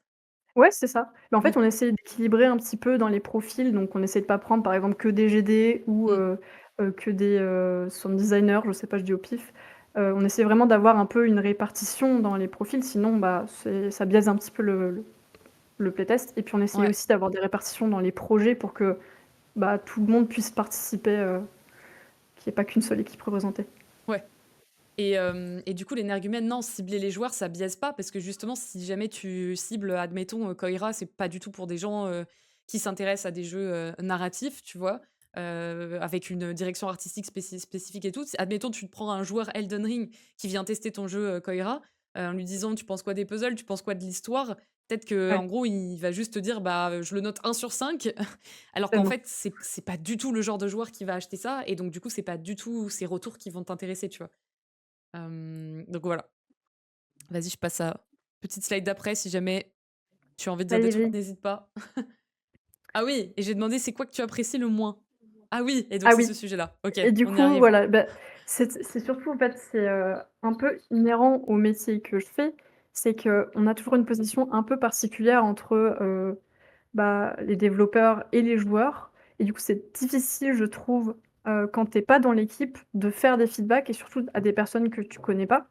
Et c'est pour ça qu'on essayait avec mon équipe au maximum de même si on n'avait pas tout le temps les mêmes opinions, de parler d'une seule voix aux développeurs et d'essayer de toujours backer avec, des trucs fiables, genre des playtests, des référents, des trucs vraiment, qui soient pas subjectifs quoi, Ouais, pour qu'on assure nos arrières aussi. Et je trouve que c'est quand même une partie où tu es tout le temps à te dire: «OK, il faut bien que je tourne ça parce que ça peut être mal interprété». Faut que je fasse attention à la façon dont je le formule, que voilà, je trouve que c'est une partie du métier qui est un peu compliquée de ce Ouais. côté-là, de toujours se remettre en question. Surtout quand tu as tendance comme moi à l'être déjà de base beaucoup. Donc voilà. Ah mais je comprends totalement. Moi, je sais que c'est une partie qui avait été difficile aussi, chez Asobo pour moi parce que et c'est pour ça que j'étais contente qu'il y ait une bonne partie game design parce que je savais genre, tu sais, c'est trop bizarre, tu te dissocies, en fait, tu deviens un peu schizophrène. Tu es en mode: «Je sais». En plus, en étant en UX design, donc en design des interfaces, c'est encore pire. C'est tu te dis: «Je sais qu'il y a des choses qui doivent être faites de certaines manières, mais en même temps, je peux pas juste dire: "C'est comme ça et c'est sûr que ça sera mieux comme ça"», parce que ton métier, c'est littéralement de te remettre en question, de faire des Ouais, tests, de voir en contexte et donc du coup, tu as toujours un peu ce côté schizophrène de: ouais. «Est-ce que là, c'est moi et ma manière de penser qui va parler ou est-ce que c'est vraiment ce que j'ai analysé?» tu vois? Et c'est chaud et ça, c'est l'histoire que je te racontais aussi, quand j'avais rencontré, une lead, UX design, alors non, user research, à Ubisoft, au Canada, où je lui avais posé des questions à la Devcom de comment ça se passe, chez vous? Est-ce que tu arrives à faire passer justement les retours des tests utilisateurs et tout ça? Et où elle m'avait expliqué qu'elle galérait tellement, parce qu'en plus, elle justement pour bien faire et pour pas vexer les gens, elle mettait pas, les phrases directement des utilisateurs qui, des fois, pouvaient être hyper vénères, comme: «Ce jeu, c'est de la merde, change de boulot». Elle le mettait pas et le problème, c'est qu'en fait, en prenant des pincettes, en essayant de bien le tourner et tout ça, bah, il y avait des game designers qui écoutaient pas. Il y avait pas d'impact, côté du game director parce qu'ils voyaient pas ça comme un truc urgent et un jour, elle s'est dit: «J'en ai marre, ça fait, 4 ans que j'attends qu'il y ait des choses qui soient changées» et elle a juste envoyé directement le texte de quelqu'un qui enfin des utilisateurs qui disaient des trucs vraiment horribles, sur, la manière dont le jeu fonctionnait et où le directeur a tilté en disant: «Mais attendez, ce truc-là, vu les retours virulents, il faut changer». Et ça a commencé à bouger qu'à partir de ça, quoi. Et donc c'est là où tu te dis: «C'est hyper dur» parce que si tu prends des pincettes, si tu essaies de faire bien pour pas vexer les équipes, mais qu'en même temps tu as des retours qui disent: «Putain, c'est de la grosse merde». Genre tu es en mode: «Tu fais comment?» Parce que toi, tu te retrouves au milieu de ça et donc du coup, ça retombe sur toi, si jamais les gens, ils sont impactés parce que tu as remonté des retours, qui font mal, quoi, tu vois? Donc Ouais, ouais. ouais, ouais, clairement. C'est compliqué, puis tu te dis en même temps: «Est-ce que c'est pas mentir que de cacher ce genre de feedback?» Mmh. sachant que les retours des joueurs, des vrais joueurs après seront encore plus durs. Donc Ouais. des fois, il faut aussi faire le choix de mettre des codes qui sont, un peu impactantes pour, que ça ait des Ouais, répercussions clairement. plus tard, quoi. Parce que quand tu vois, ce qui se passe, aujourd'hui dans l'industrie sur certains jeux où les gens maintenant, ils mangent clairement pas leurs mots et où ils sont énervés même en fait de revoir constamment les mêmes choses qui reviennent. Moi, je suis d'accord avec toi. Tu te dis en fait, vaut mieux avoir mal, à l'instant Oui, T, que genre une fois que ça sort et que tu as passé 8 ans dessus quoi donc exactement, ouais, mais ouais. c'est très politique quoi. Il y a Electia qui demande comment tu fais avec les avis bruit parasites du genre un playtester ou 2 sur 15 qui te donne un retour qui te paraît pertinent mais que la plupart des autres n'ont pas vu?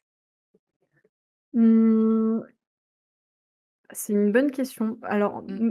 ce que j'avais tendance à le faire, c'est, en fait, ça dépend aussi parce qu'à Dontnod, on avait des personnes qui étaient spécialisées dans certains corps de métier. Du coup, c'était intéressant parce qu'on avait des retours un petit peu, bah, par spécialité, un game designer qui va critiquer, certaines features ou s un une loupe de gameplay, particulière, un sound designer qui va faire des retours, sur la musique et cetera et du coup, je trouvais que c'était intéressant dans ce cas-là de mettre les remarques des gens, heu, par leur spécialité. Mais pour le coup, avec des testeurs, je trouve que ça dépend vraiment, il faut faire attention parce que quand tu, remontes un souci, si c'est pas quelque chose qui a été expérimenté par tous les joueurs, il y a le risque que la personne, enfin le développeur après, fasse un changement qui, conviendra qu'à 1 des joueurs. Mmh. Du coup, c'est un peu difficile et je pense qu'il faut vraiment aussi connaître bien le jeu pour savoir si c'est intéressant de le mettre ou pas, si ça fait avancer une réflexion en game design, par exemple, Mmh. ça peut être intéressant de le mettre, tu vois? Mais, faut faire attention si c'est un joueur qui a pas réussi un truc alors que tout le monde a réussi, bah, c peut-être que c'est pas hyper intéressant de se focus là-dessus et il faut vraiment trier par priorité ce qui est le plus important et voilà. Je sais pas Ouais, si tu mets c'est, je sais que nous, on OK. mettait des priorités et des, genre, en gros, c'était, à quel point c'était grave ce qui se passait et à quel point il y avait une grosse fréquence. Par exemple, si c'était très, très grave et bloquant, c'était que mais que c'était arrivé qu'une seule fois, Ouais. c'était un truc qu'il fallait qu'on change parce que tu te dis si ça re-arrive après, c'est chaud. Par contre, si c'est, moins grave, mais pareil, tu vois, tu as des échelles, moins grave mais arrivé 10 fois, ça commence à être un peu plus Mmh. prioritaire, ou, pas grave du tout, et arrivé une fois, bah, alors là, tu le fais absolument pas, mais genre tu gères par, ouais, gravité, fréquence et après, tu repriorises, en fonction de ça. Mais c'est dur, c'est ça. parce que je suis d'accord. Des fois, tu as des retours, tu te dis: «Putain, il a grave raison» et tu as trop envie de le remonter, mais en même temps, si tu le fais, ça peut complètement parasiter les échanges et tu as des designers qui vont dire: «Bah, en fait, il a trop raison, on va le faire» et oublier tout le reste des feedbacks, quoi. Ouais, c'est Heu, ça. j'ai vu Asco qui dit: «Un jeu n'est pas forcément testé en entier de toute façon». Si? Point d'interrogation. Pour Koira, je sais Hem, pas comment vous avez fait? Koira, oui, il a été testé en entier, mais on a la chance d'être un petit jeu, je sais que c'est pas tout le temps, le cas. Après, le truc, c'est que, ça peut vite, demander beaucoup de joueurs, beaucoup de temps et du coup, bah, parfois beaucoup d'argent, te faire tester un jeu en entier. Donc le plus intéressant, c'est souvent de se concentrer sur, le l'onboarding vient d'être fait, bah, on va le tester maintenant et s'il y a des bons résultats et cetera, on pourra peut-être le polish un petit peu plus tard, mais c'est pas le plus important et je suis en train de remarquer que je réemploie des mots en anglais. C'est dur, hein? C'est hyper dur. Ouais. Mais ouais, je pense qu'il y a vraiment des moments dans le développement où c'est plus intéressant de tester certaines parties que d'autres. Et c'est rare quand on fait tester un jeu en entier, à part Mmh, les jeux genre les free-to-play, où là, ça peut être mmh. intéressant de savoir à quel moment le joueur il décroche du jeu pour aller mettre un peu plus d'intérêt sur cette zone-là ou quoi. Mais je pense que c'est quand même rare de faire des jeux en entier de A à Z playtestés.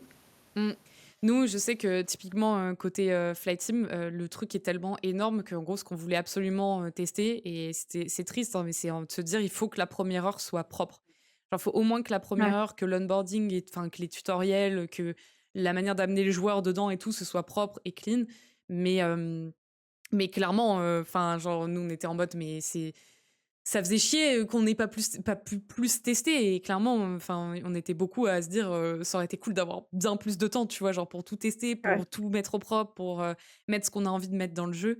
Mais du coup, ma question par rapport à ça, pour toi, c'est quand est-ce que vous avez eu tout l'onboarding? Après tu me diras Koira, c'est peut-être spécial, mais, comment ça s'est organisé, tu vois? Parce que je sais que nous, on a préparé l'onboarding hyper tôt, mais on n'a pas pu le mettre tout de suite dans le jeu parce qu'on voulait d'abord mettre les mécaniques pour être sûr que le jeu tienne debout et ensuite, on a intégré le tutoriel, enfin le début les phases, tu vois, genre où ça te parle, où ça te présente comment faire certaines choses et tout ça, au fur et à mesure.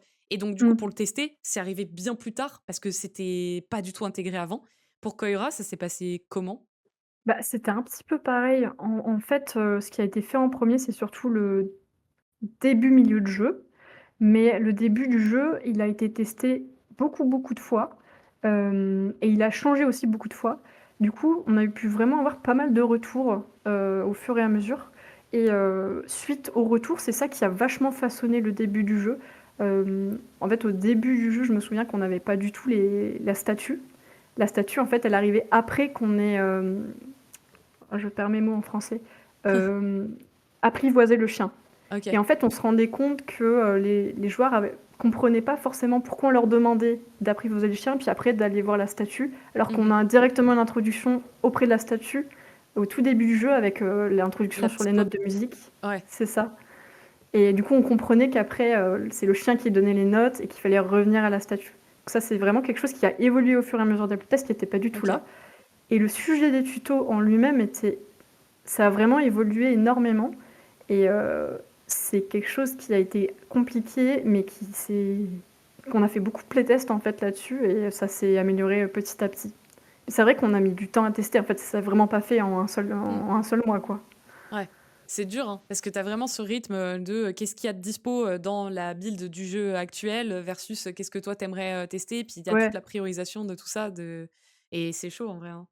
c'est ça et puis, Hem, en fait, le gameplay, il a aussi beaucoup évolué parce que les développeurs avaient l'histoire, mais ils savaient pas exactement comment l'exécuter, avec quel gameplay derrière. Donc il y a eu OK. pas mal d'expérimentation et donc c'est pour ça que les tutos sont arrivés un petit peu au compte-gouttes. Non, mais c'est drôle parce que c'est la question que je me posais en y jouant aussi. Je me suis dit: «Est-ce que, c'était un jeu où il y avait l'histoire d'abord?» Et c'est vrai que ça paraît plus logique qu'il y ait l'histoire d'abord et ensuite des morceaux de gameplay derrière. Ou la plupart du temps, tu vois, ça me rappelle, j'avais vu une interview, du mec qui a fait, le jeu 12 minutes où il disait que lui, il avait la mécanique, il voulait un top down view, avec justement une petite loupe, le fait que ça soit un point and click, mais il savait pas quoi faire de l'histoire et donc du coup, il a créé l'histoire au fur et à mesure sur ce truc-là. Ça, c'est trop intéressant aussi de voir à Ouais, quel point grave. et les gens n'ont pas ça en tête, tu vois? Et moi, la première de base, à quel point, en fait, un jeu, c'est pas clair dans ta tête dès le départ. C'est vraiment, on sait qu'on veut raconter ça, Et en fait, ça commence à se Ouais. construire au fur et à mesure. C'est plus ou moins poussé en fonction des studios, en fonction des équipes et tout ça, mais t'as jamais, oui, Zelda était comme ça à la base et rien n'a changé, C'est pendant ça, 4 ans, ouais, tu vois? grave. Ça, c'est Ouais, trop c'est ça que je trouve intéressant. mais oui, c'est trop bien de voir vraiment que, suivant les personnes aussi, suivant leur vécu, le jeu peut complètement changer et Ouais, je trouve ça trop bien aussi que chaque personne de l'équipe apporte un petit peu de soi au jeu et qu'ils finissent par, et oui, c'est vrai qu'il y a pas de recette miracle pour faire un jeu donc vraiment bah, pas. sur Koira, je me souviens que la fin, en fait, elle est arrivée assez tard. OK. Les devs, ils avaient quand même l'idée générale du jeu, mais plus de la vibe et du cœur de jeu, tu vois? Les balades dans la forêt, le côté minimaliste, le côté vraiment relation avec le chien, ça a été toujours là depuis le début.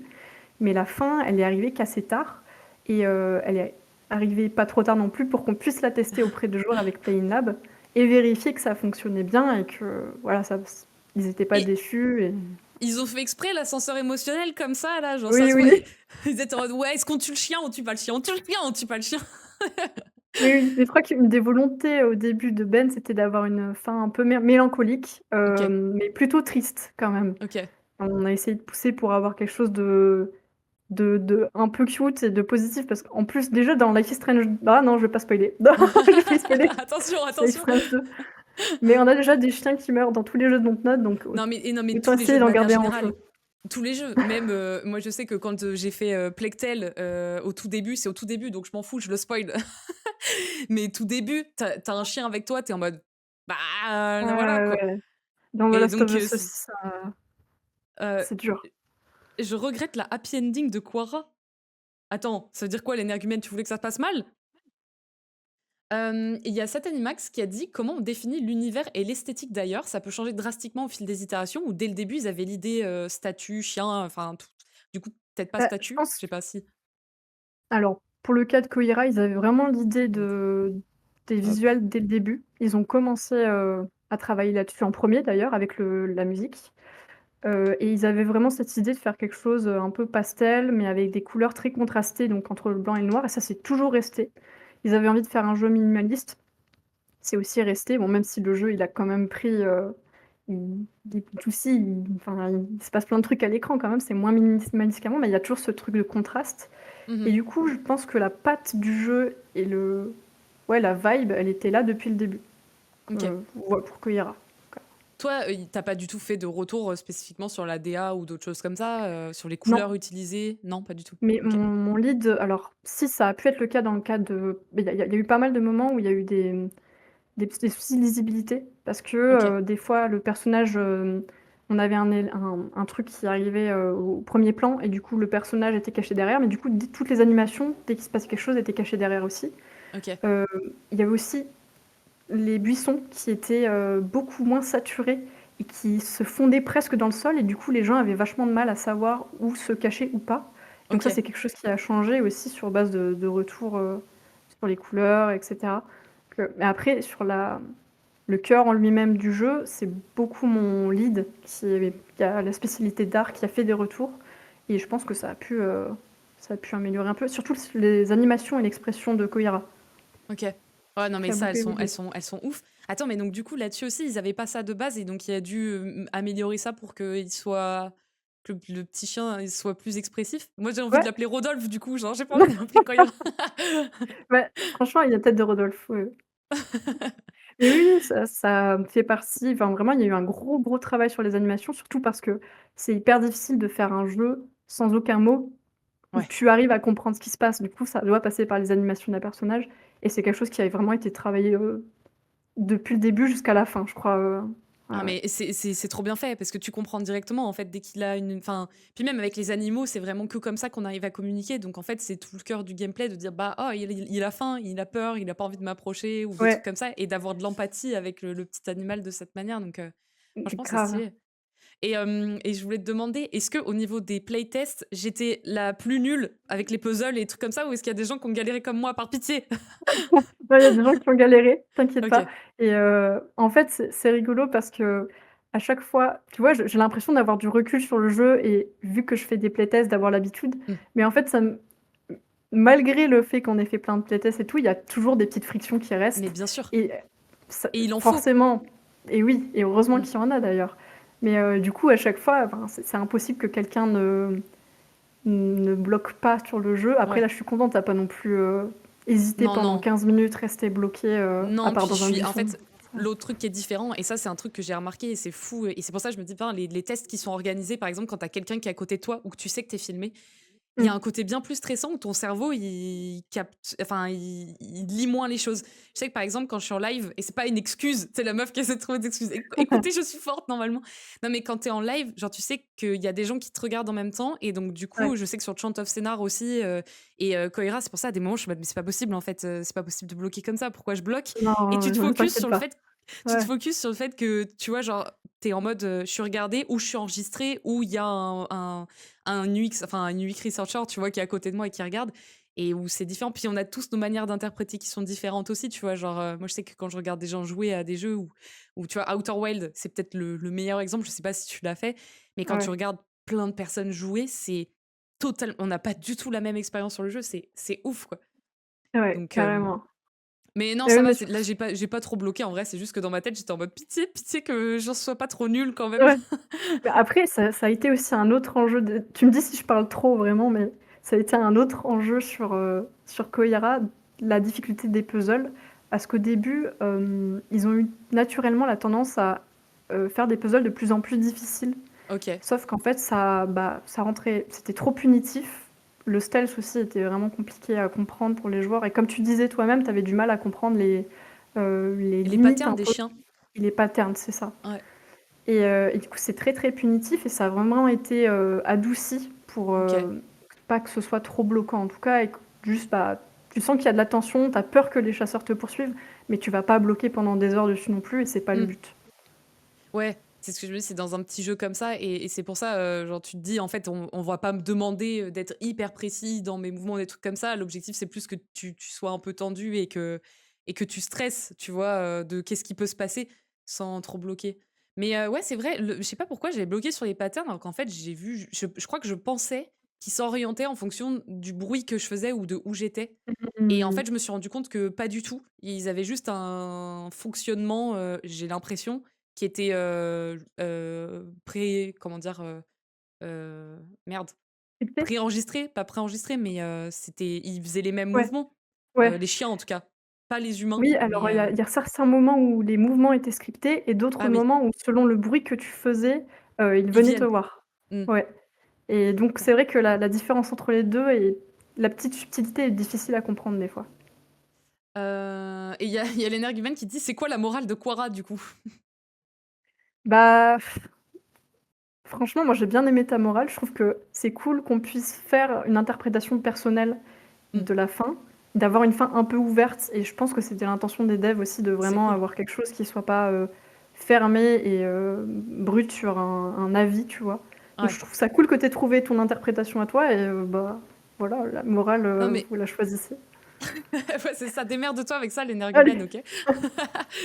Non, mais moi, je trouve ça cool qu'il l'ait fait. Après, c'est hyper subjectif, hein, mais je trouve ça cool qu'il l'ait fait comme ça parce que je pense que j'aurais été hyper frustrée de perdre le chien et de me rendre compte que parce que je me suis énervée et que j'ai essayé de me battre pour lui, et ben lui, il m'aime plus. Ou alors il revient et je ouais, suis morte et t'es en mode, mais c'est quoi la morale? Parce que, moi, en plus, genre, pas c'est tout pour con ça parce que quoi. je sais qu'il y a des gens, ils s'identifient pas ni rien et ils sont en mode, non, moi, je joue à un jeu pour voilà, mais moi, je sais pas, c'est pareil, personnel, on juge ou on juge pas, mais je suis trop du genre, tu sais, à me projeter dans ces histoires Ouais, et donc, du coup, de voir ça, t'es en mode, ça veut dire quoi? Ça veut dire qu'il faut que j'arrête de défendre mes proches? Ça veut... donc, ça non, je comprends. Ouais. c'est cool en vrai. Enfin, moi, je suis honnêtement très contente de la fin qu'ils ont fait. J'avais trop peur que le chien meure ou qu'il se retrouve tout seul, quoi. Moi aussi. Euh, je sais plus quelle question il y avait après, ensuite. Ah ouais, mais en fait, Euh, je crois qu'on En s'est. fait, on a anticipé. Ouais. Bah ouais, mais c'est normal, on a trop envie de papoter sur plein de trucs, quoi. Le lien avec les designers et les devs, on l'a vu. Quelle fréquence t'organisais des tests? C'était les milestones. Est-ce que Ouais, tes retours étaient tous intégrés? Bah, au final, tu disais qu'il y avait vachement de communication sur ce qu'ils allaient en faire ou pas. ouais, Attends, grave. j'avais des questions ici. Je veux juste voir. C'était une anecdote cool à nous raconter sur le projet. En vrai, c'est déjà cool, je trouve, que ce que tu as raconté sur l'histoire de la statue. Genre, j'adore les histoires, tu sais, un peu les coulisses du jeu vidéo de bah ça Ouais. n'existait pas et c'est venu comme ça. Mais est-ce que t'en as une autre ou pas spécialement?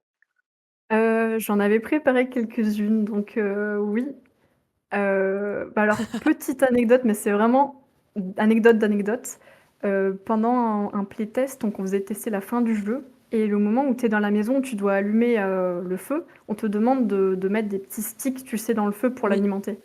Et en fait, à la base, on demandait aux joueurs de mettre des bûches dans le feu, OK. des bûches qui n'avaient rien à voir avec les sticks, hein, les sticks servaient à autre chose. Et du coup, les joueurs, en fait, ne comprenaient pas que c'était des bûches qu'il fallait mettre dans le feu, et au lieu de ça, ils utilisaient des sticks Oui. pour les mettre dans le feu. Et donc, c'est pour ça que ça a été adapté, qu'au final, maintenant, on met les petits bâtons au lieu des bûches qui n'étaient pas forcément intéressantes. Surtout que les petits bâtons, en fait, tu les as depuis le début, donc tu as vachement assimilé, enfin, tu as dans ta tête le fait que tu peux utiliser ça, tu peux faire cramer le bâton, tu peux le lancer. C'est Et, ça, ouais, c'est vrai que c'est une logique ça a de plus c'est de du sens, bois. quoi. Ouais, c'est du C'est bois, ça se ça, met dans le feu. exactement. Et puis, il y avait avant aussi, donc rien à voir, mais la course était il y avait un input, en fait, pour la course et donc les joueurs avaient possibilité de l'utiliser ou pas et la course faisait du bruit aussi pour attirer les chasseurs et OK. tout ça, c'était très, très difficile à comprendre pour les joueurs. Ils savaient pas quand est-ce qu'ils devaient courir ou pas. Mmh. Ils savaient pas à pourquoi est-ce que la course, faisait du bruit et donc c'était hyper punitif et Ben a trouvé la solution de juste, bah, scripter la course et ça paraît tout con, mais en fait, on a quand même tourné en rond pas mal de temps avant que cette décision soit prise. Et bah, je trouve que ça aide vachement au rythme du jeu parce qu'il y a aussi des gens qui speedrunnaient. Ils faisaient Ouais. tout le jeu en courant et du coup, bah, ils loupaient plein de moments un peu mignons. Et donc c'est pour ça qu'ils ont vraiment décidé de scripter la course à Ah! certains moments. Attends, mais scripter la course en mode, OK, là, tu as un mouvement de cam de ils sont en train de te courir dessus, donc il faut que tu te mettes, à courir, c'est Ça, ça? mais normalement, tu fais pas Ah! d'input. Normalement, tu te mets à courir direct. Ouais. Ton Attends, personnage, mais tu soit il marche, soit il court du coup. ah putain, mais oui, d'accord, je suis en train de capter ce que tu es en train de dire. C'est vrai que ça m'a même pas choqué ça. Ou c'est vrai, tu pas le choix, en fait, de Ouais, t'as pas le courir, choix. marcher. Ah putain, mais ça, c'est Et smart avant, en c'était vrai. un input. OK. Ouais, Ah ouais, et ça, c'est trop intelligent, j'avoue, parce qu'en fait, du coup, quand tu vois ton perso courir, tu captes directement que c'est la merde et qu'il faut y aller, plus c'est l'expression ça. faciale. Et quand il marche, tu comprends. Mais ça, tu vois, c'est le genre de truc.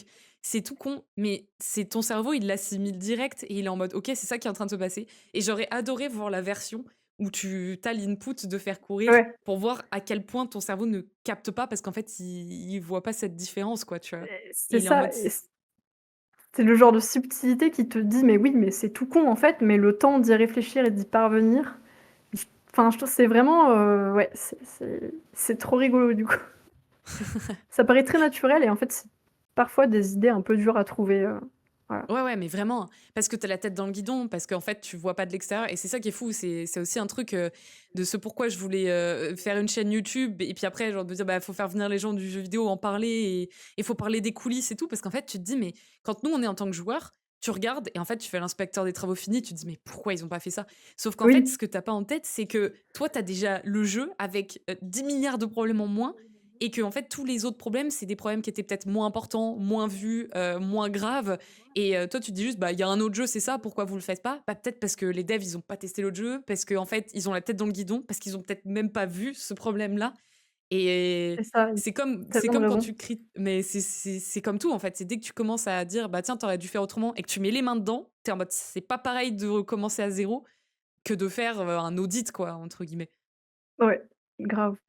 Mais Mais voilà. Puis il y avait aussi, si vous voulez une anecdote de plus, je crois qu'il y avait la mécanique principale en fait, de chant aux statues. Elle a énormément évolué parce qu'ils savaient vraiment pas comment, retranscrire leurs intentions. Ils voulaient que les 2 personnages chantent à la statue ensemble et qu'il y ait mmh vraiment, un sentiment de communion un peu entre, les 2 personnages principaux et du coup, pour ça, il y a eu plein de petits mini-jeux un peu, en mode, pas Guitar Hero, mais presque, où tu devais faire des inputs à certains moments pour chanter la musique et si tu les faisais pas bien, tu échouais. Mais du coup, c'était hyper frustrant et punitif pour certains joueurs, donc au final, ça a été vraiment revu pour faire quelque chose de très fluide où tu as pas forcément beaucoup d'input à faire forcément, mais bah, pour le coup, tu as vraiment, la puissance émotionnelle de voir les mh. 2 chanter ensemble au bon timing et tout. Ouais, beh, d'ailleurs, moi, je disais tout le temps ça. Je disais: «Viens, on va chanter et tout, on va faire nos notes et tout Ouais, ça», mais tu vois, c'est ça que je trouve ouf, c'est de te dire à quel point ce que tu veux communiquer et ce que tu veux mettre en priorité peut impacter tout ce qui peut se passer autour. Parce qu'il ouais, y a des gens, qui vont se dire, «Bah, tiens, c'est très, cadré, c'est très narratif, il y a pas trop de choses à faire», tu vois? Mais il y en a d'autres qui sont très touchés par ce genre de manière enfin, ce genre de jeu. Moi, typiquement, je sais que j'ai pas besoin de faire grand chose dans un jeu pour être touchée. J'adore, ce côté, histoire jouable et où tu te dis: «Beh, ils ont trop réussi» parce que niveau émotion, c'est trop beau, en fait, ce que vous avez raconté, c'est trop joli, tu vois? Et ce qu'en ressort et les émotions qui en ressortent, c'est trop bien. Donc j'adore ce genre de truc de on avait fait ce truc-là à la base, mais en fait, en le testant, ça marchait pas, donc on est revenu à ça, je C'est trouve ça ça. trop cool. Je sais pas si tu veux rajouter d'autres trucs parce que j'ai mis question chat time, chat avec un T. Attends merde, tu es où? Hop. Si jamais toi tu veux Je rajouter suis des là. trucs, c'est ton moment. Si jamais le chat, vous avez des questions, c'est votre moment. Je regarde mes questions moi parce que je crois que j'en ai ah oui, une question que j'avais. Je me suis fait une petite Dis-moi. liste, il y en a peut-être qui sont moins pertinentes que d'autres. J'ai vu qu'il y avait Assistant You Are dans les crédits et j'ai pas compris du coup, tu sais, c'est ce que je t'ai dit, je t'ai dit: «Ah, il y a Assistant You Are» et il y avait un autre truc à côté et Ah! tout. Alors c'est peut-être, c'était dans les crédits des prestataires, donc c'était peut-être OK. Quantic Lab ou, un lab de Ah playtest oui, et donc il y a ouais, moyen que ce soit juste les personnes qui ont été créditées, sachant qu'on avait fait un petit test avec Quantic Lab, un petit playtest et bah, c'est sûrement, cette personne-là qui est créditée du coup. OK. Et je m'étais demandé aussi, genre combien de personnes vous étiez en tout? Donc tu as dit à peu près 7 personnes sur, Tolima et à côté Dontnod, vous étiez combien du coup? Alors côté Dontnod, dans ma team d'analystes, on était, 5 à 6 OK. et côté certification, une ou 2 personnes et en publishing, on était donc il y a eu un publishing producer avant qu'on arrive sur le projet avec ma producer. Donc en tout, on est à une dizaine de personnes, à peu près 10, entre 10 et 12. OK. OK. Ah ouais, Voilà, donc du sans coup, ça compter fait les même pas playtesters. au total, ça fait même pas une vingtaine de personnes en fait qui sont sur le projet quoi, Dontnod et Tolima réunis quoi. Ça, après, il y a énormément de personnes aussi au marketing, donc je les ai pas comptées dans le lot, mais il y a eu aussi des personnes côté marketing qui ont, bah, travaillé sur le projet comme tout le Mmh. monde et là, je pense qu'on était, je veux pas dire de bêtises non plus, mais je pense qu'on a au moins 4 ou 5 personnes côté marketing qui ont travaillé OK. sur le projet. Donc ça peut monter jusqu'à 20 maximum, quoi. Ouais, ouais, genre, une bonne vingtaine quoi. Ouais. Hem, Claque Studio, question: «On peut recommencer l'interview? J'étais pas là chef». Ça va être compliqué. Bon, bah, c'est Ça va être parti. ça va être compliqué Claque Studio. Hem, ah ouais, attends, j'ai vu, je crois que je me suis noté audit externe parce que pareil, je crois que dans les crédits, j'ai vu ça Ouais. et Oui. c'est du coup, c'est quoi? Alors, bah, en tant qu'éditeur, on fait pas mal d'audits, donc on demande à des prestataires d'évaluer les jeux, donc que ça soit des playtests ou des personnes qui juste testent le jeu. Donc là, en l'occurrence, sur, Kuyara, c'était Agro Consulting et c'est OK, des anciens journalistes de Canard PC qui ont OK, testé le jeu et qui ont fait une analyse de la narration et trop qui était bien. hyper intéressante et ça a vachement, aidé aux discussions qu'il y avait lieu à ce moment-là, donc ça tombait très bien et ouais, bah, c'était hyper intéressant de les avoir et d'avoir leur avis sur un jeu, surtout qu'ils ont vraiment deep dive en narration et ils ont fait un super boulot. Putain, mais c'est trop cool en vrai d'avoir Canard PC qui fait ça quoi, genre, c'est trop stylé quoi. C'est trop C'est-à-dire, bien, tu ouais, fais ouais. un complètement extérieur, mais en même temps, bah, assez connu quoi et qui peuvent, avoir, de la plus-value là-dessus, je trouve ça trop cool. Ouais, puis leur analyse, ouais, elle était top. OK, franchement trop propre, hein. Hem, est-ce qu'elle en a voulu? Est-ce qu'elle en a voulu replay? J'ai pas des fois je vous comprends pas dans le chat, j'arrive pas à comprendre ce que vous écrivez. Toi, je comprends pas. Les gens de Canard PC, c'est les goats, OK. Et vas-y, je crois que j'essaie de regarder, hein, parce que je me suis noté des trucs, au fur et à mesure, mais T'inquiète. Tolima, je barre, putain, j'ai l'impression d'être en cours avec mon petit carnet en mode: «Let's go», ça c'est check. Hem, Ça j'ai fait. Studio belge, on en a parlé aussi. Ah oui, et la question que j'avais, c'est quand est-ce que toi t'es arrivé sur le projet? Parce que du coup, vu que t'es UX, researcher, est-ce que t'es arrivé au tout début? Ou est-ce que t'es arrivé à partir du moment où il y a une première milestone où il y avait écrit, faire des playtests, tu vois? Ah, c'est une super question.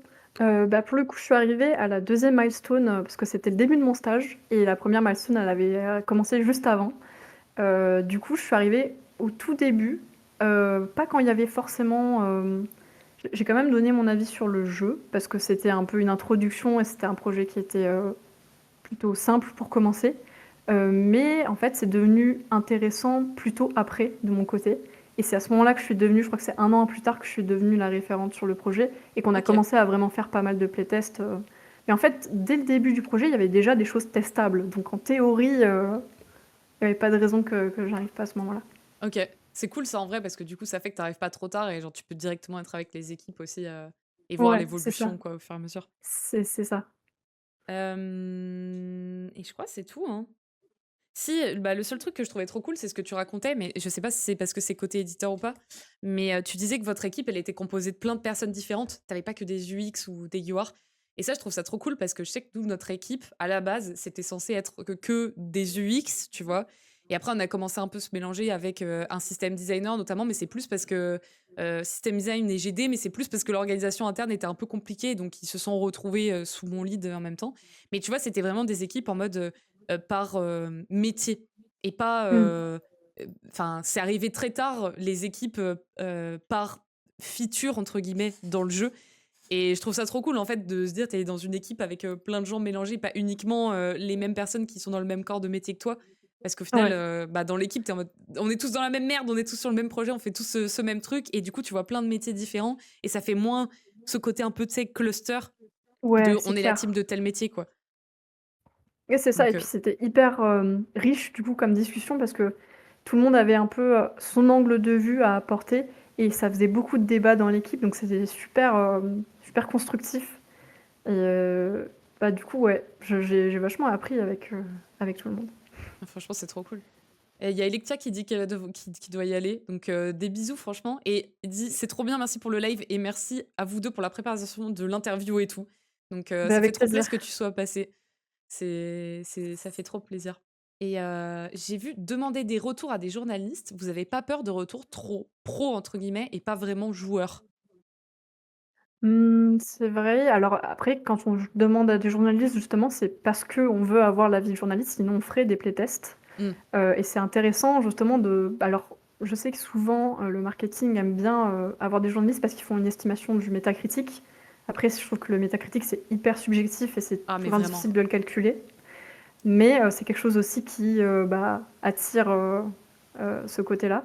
Et puis Ouais, c'est intéressant d'avoir l'avis de futurs critiques du jeu et ce que pourraient en dire des journalistes. Parce que ouais. les joueurs, c'est à la fois, bah, des journalistes et des joueurs, quoi. Donc Hmm. c'est cool d'avoir un peu ces 2 côtés-là. C'est vrai que le métacritique, c'est vraiment devenu. Enfin, moi, c'est un truc que je regardais pas du tout avant que je rentre dans l'industrie du jeu vidéo. Et en fait, c'est vraiment le Graal, quoi. C'est atteindre le 90 plus métacritique, Ouais, les retours des journalistes et tout ça. Et moi, je sais que je me rappelle, j'en parlais avec mon directeur en disant purée, mais je comprends pas que dans les studios, on parle de ça. Alors qu'en réalité, je dis, moi, je regardais absolument pas. C'est pas, je m'en fous, tu vois. Mais en fait, j'aime pas regarder les avis déjà de base. Donc, c'est un peu biaisé.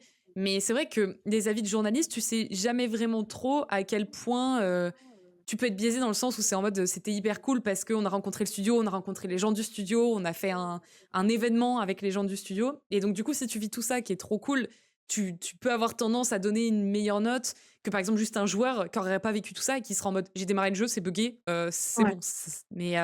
Mais bon, c'est ce qu'on se disait la dernière fois, les avis des joueurs.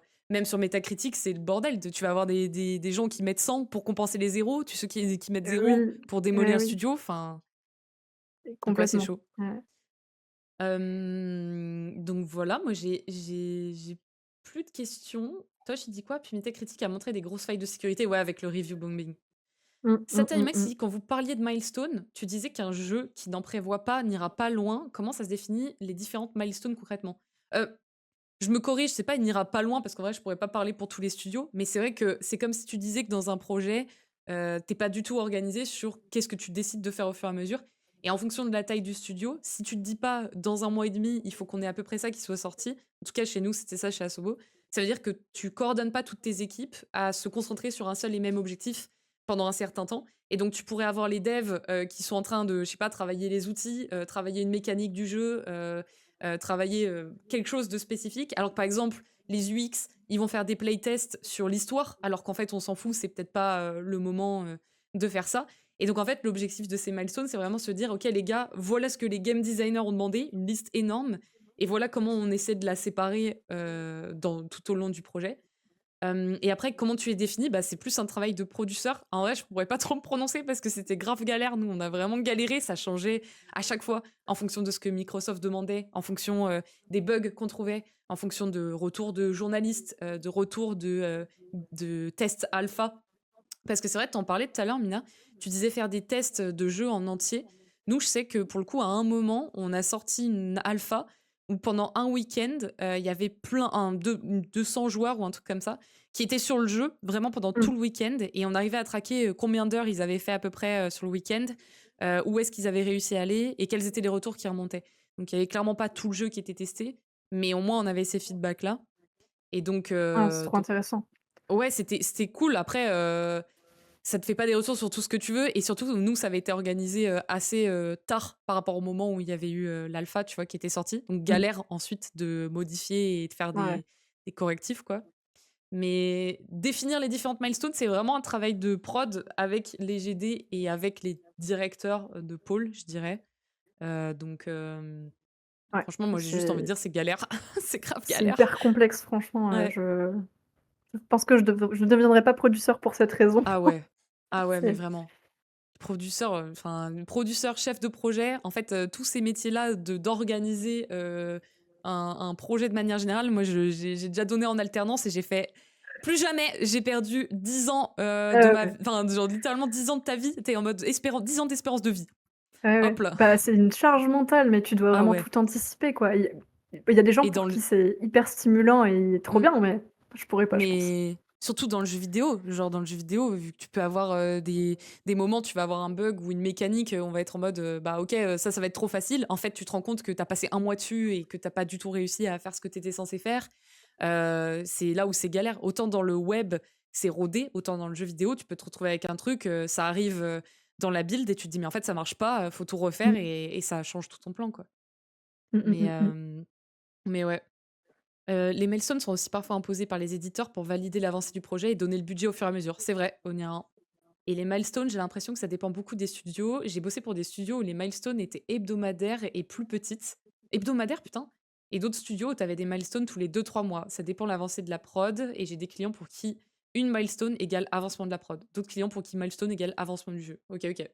Ah, c'est Ouais, hyper bah, intéressant. Mmh. c'est comme d'hab, hein. Genre, j'ai l'impression que tous les sujets dans le jeu vidéo, ça varie de fou. Il y a rien de trop rodé, quoi. Je pense que personne n'a envie que ce soit trop rodé, de toute manière, j'ai l'impression. Clairement. Mais ouais. Et bah, écoute, je sais pas si toi, tu veux rajouter des trucs ou pas? Bah, non, je crois que j'ai tout dit, mais Hein? ça m'a fait trop plaisir en tout cas de parler de Koira et bah, de mon métier et de l'équipe publishing. Donc non, c'était trop, trop cool. Merci de m'avoir invitée. Bah, pas de souci, moi, ça m'a fait trop plaisir de te savoir. J'espère que je t'ai pas trop harcelé de questions, parce que vraiment, j'ai l'impression Non, que j'en non, au avais contraire, c'est trop je bien, hein. j'ai l'impression que j'en avais au fur et à mesure, même pendant le jeu, à la fin, j'étais en mode: «Oh, les crédits, les machins», genre j'ai trop de questions et moi, ça me fascine, tu vois? Genre de tout le temps, parler des métiers. Puis là, en plus, vu qu'on a un métier qui est quand même hyper proche, de Ouais, pouvoir avoir l'expérience de quelqu'un d'autre, même si on en avait déjà un peu parlé, j'adore ça, tu vois? Et donc merci à carrément. toi, en vrai, de m'avoir fait confiance, d'avoir fait confiance, à la communauté What the Fux aussi, dans le chat.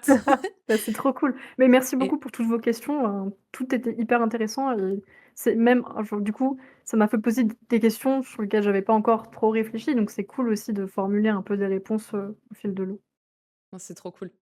Et est-ce que, j'allais dire, est-ce qu'il y a un je sais pas, un réseau que tu veux partager ou quelque chose que tu veux partager ou quoi? Je sais que quand il y a des gens qui font des jeux, je suis en mode: «Bah, vas-y, on partage leurs jeux». Donc si jamais tu veux partager quoi que ce soit, Oh! let's go, c'est open Ouais, bar. je ne sais pas du tout, je ne sais pas, j'avoue. Je fais pas de jeux en ce moment, en tout cas pas pour le moment, mais peut-être bientôt. Heu, je sais pas. De toute façon, tu as Ah le temps. je Et c'est ce que je veux dire, c'est que Mina, elle est dans le Discord, sous le pseudo Yilo, donc hésite pas, en vrai, si jamais tu veux juste faire un dans le Discord en mode: «Coucou, c'était moi» et puis basta. Parce que je me carrément. dis, il y a pas mal de personnes dans le Discord, des fois, tu sais jamais, en fait, de qui tu peux rencontrer ou quoi, qui ça a intéressé, bon bref, vraiment comme tu le sens et si jamais à un moment tu te dis: «Purée, j'ai envie de partager ça», hésite pas, moi ça me fait OK, trop plaisir Et Ça roule. la peluche Ah oui, Rodolphe. purée, mais je suis trop bête, la peluche. Mais si, s'il y a un lien à partager, c'est celui-là, en fait. Je suis trop bête. Bah alors, oui, sur Koira, on va avoir une peluche bientôt qui est très très mignonne. Elle est Et trop j'aurais mignonne, vraiment ouais. envie qu'elle devienne réelle. Et pour ça, il faudrait que 200 personnes back-up la peluche. Et du coup, bah, si ça vous dit, je vous mets le lien dans le. Fais-le, hein. Dans... Mets-le dans le Je vais le chat mettre. ou Oui, je envoie-le-moi. le Et moi, retrouve. comme ça, je peux l'ouvrir aussi. Et je le montre. Et ce sera dans. Elle est vraiment très mignonne. Elle est trop mignonne, ouais. Mina la boss. Alors, C'était archi intéressant. Merci beaucoup. Franchement, c'est trop mignon. trop cool. Bah, ça me fait trop plaisir que ce soit cool à écouter en tout cas.